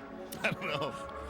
It's 56-0. Yeah, it's not ideal for the black and gold. What do you got in your hand there? Just a little. I got a little laser pointer on this thing. Shine it on Greg. He's really cold. Maybe that'll warm him up. Or maybe Chris. So I got a little monitor in front of me. I can like rewind, fast forward, get a couple different angles. So that's cool. Our guys in the booth are working hard. They're also divas. It's a requirement to work in the booth. You have to be soft. And you exemplify that better than anyone, Tom. Moore able to connect. So Gaston Moore out of Hilton Head. Played at Hilton Head High School and started at UCF, where he was a scout team quarterback.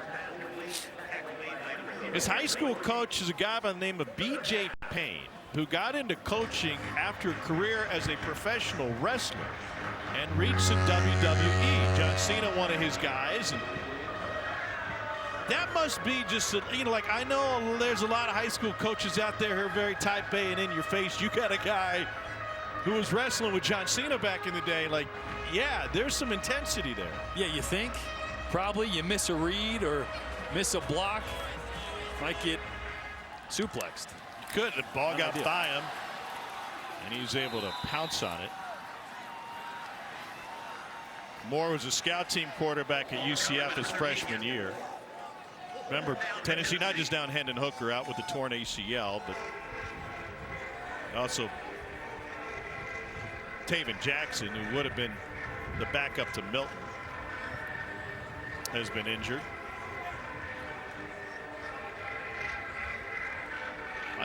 Might just be another possession. Might be a Navy Schuler sighting where this game ends. Taking us back to the opener against Ball State. Let's get weird.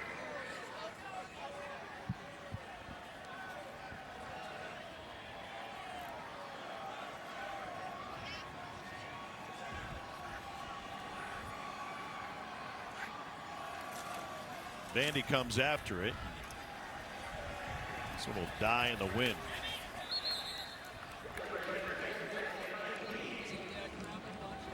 Thanks to Wheels Up, helping make travel easier. Jordan was at Nation in Tuscaloosa this morning and here in Nashville tonight.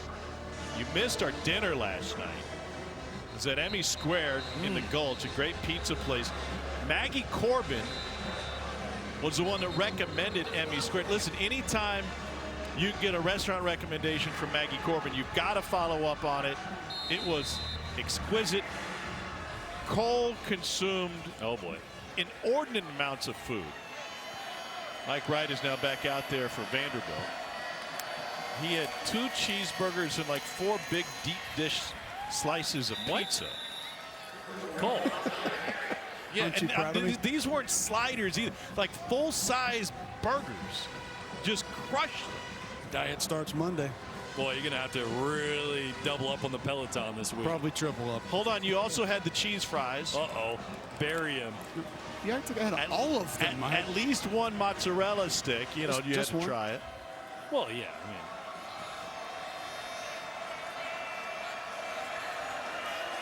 I mean, there are meatballs out there, too. Did you have a meatball last night? I did not. Oh. Liar. Cooper Lutz straight ahead. Tom acts like he had a thimble of kale at dinner. Yeah, what'd you have? All of it. Yeah, they're about the same. Didn't have a mozzarella stick, though. Oh, you're watching my figure. Watching it grow. Hey, Cole, it's dry up here. Not here. Is it? Well, I mean, your computer's all wet and stuff. I'm dry over here. We got a good 90 seconds without rain during this game. It's been a chilly one. And cheerleaders aren't complaining. Here's Mike Wright, another long run for Wright, who started the season with a monster run against Hawaii. It's a 22-yard gain. So Vandy's not going to make it to a bowl. Missed opportunity to get out those extra practices. They had a great start to the season. Opened 3-1. Then they lost 5 straight before bouncing back to surprise Kentucky with the win. That came on the road. Came here, knocked off Florida, which is a series that had been dominated by the Gators. Wright drilled that one right into trouble. That trouble came from Tyree again. Another sack. Tyree West. What's next for Vanderbilt? Well, it's continuing to develop, right? I mean, the path to turning a program around isn't linear. You have peaks and valleys. I think the last couple weeks were some of the performances and confidence that you can build on, and you can take that into the offseason. Obviously, you want to wash and flush this game as quickly as possible, but the Kentucky game, the Florida game, you showed things that you can build off of. The young talent around can start to develop. Again, you don't flip the switch at Vandy and turn things around. It is a hard job. There's only a few people that have the resilience and the ability to teach and develop and coach through the stretch that Vandy had to go through to get to where they are right now, where get through 2 big SEC wins and obviously a disappointment tonight, but a lot of promise still in Clark Lee, his team 2 here and going into next year. And with A.J. Swan at quarterback. Just want to take a moment to say what a fun season this has been for us, and working with the greatest crew in college football. Postseason will be next for us. You've got Nation next week, and so we'll be watching that. But you know, it's in this business, when a football season flies by, that's a great sign, and this one just flew right by. It was September, we blinked, and here we are watching week 13 wrap up. Kind of like watching this Tennessee offense. They put 56 on the board. The defense bounces back after the debacle in South Carolina. They pitch a shutout tonight. It's the first 10-win regular season since 2003. Best SID in the business. Bill Martin getting it done. Cole with Coach Heupel. Coach Heupel, 10 wins. You knock off a rival, cap off an amazing season. How do you feel right now?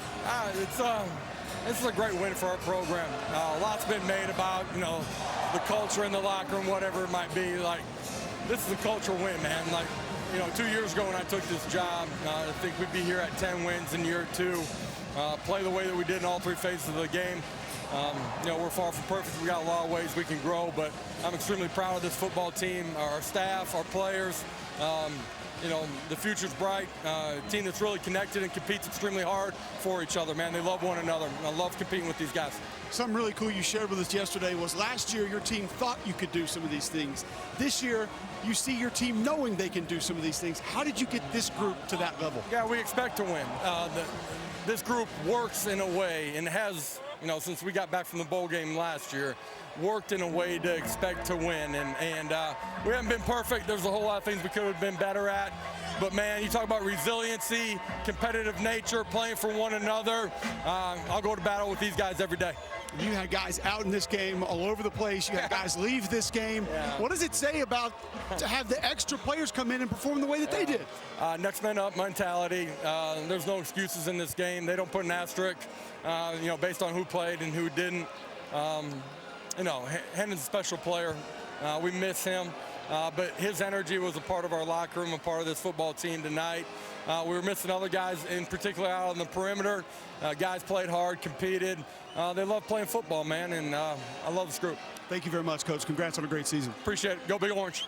4th straight win in the series for Tennessee. Hendon Hooker's Heisman hopes were dashed with a torn ACL, but he's here to support his team. And now Tennessee will await its bowl assignment. It'll be a great one. Maybe not as great as they thought as they reached #1 in the country in the initial college football playoff rankings. But this was a business win tonight. Huge statement made by this offense, right? You have your Heisman hopeful, best player, your leader on the sideline. Next man up on the offensive line, next man up in the secondary, next man up at quarterback. And you didn't miss a beat in a rivalry game in the rain. Pretty special what this team has done in year 2 under Josh Heupel, getting to 10 wins and whatever's ahead in the bowl season. Not just this season. You think about where this program was when he took over. They lost 35 players to the transfer portal. How would they ever piece together enough talent? Boy, did they find it with Hendon Hooker and others. And Josh Heupel with a 10-win season. That'll do it for us for the regular season. We'll see in the bowl season. For Cole Kubick, Jordan Rogers, our fantastic SEC Network crew,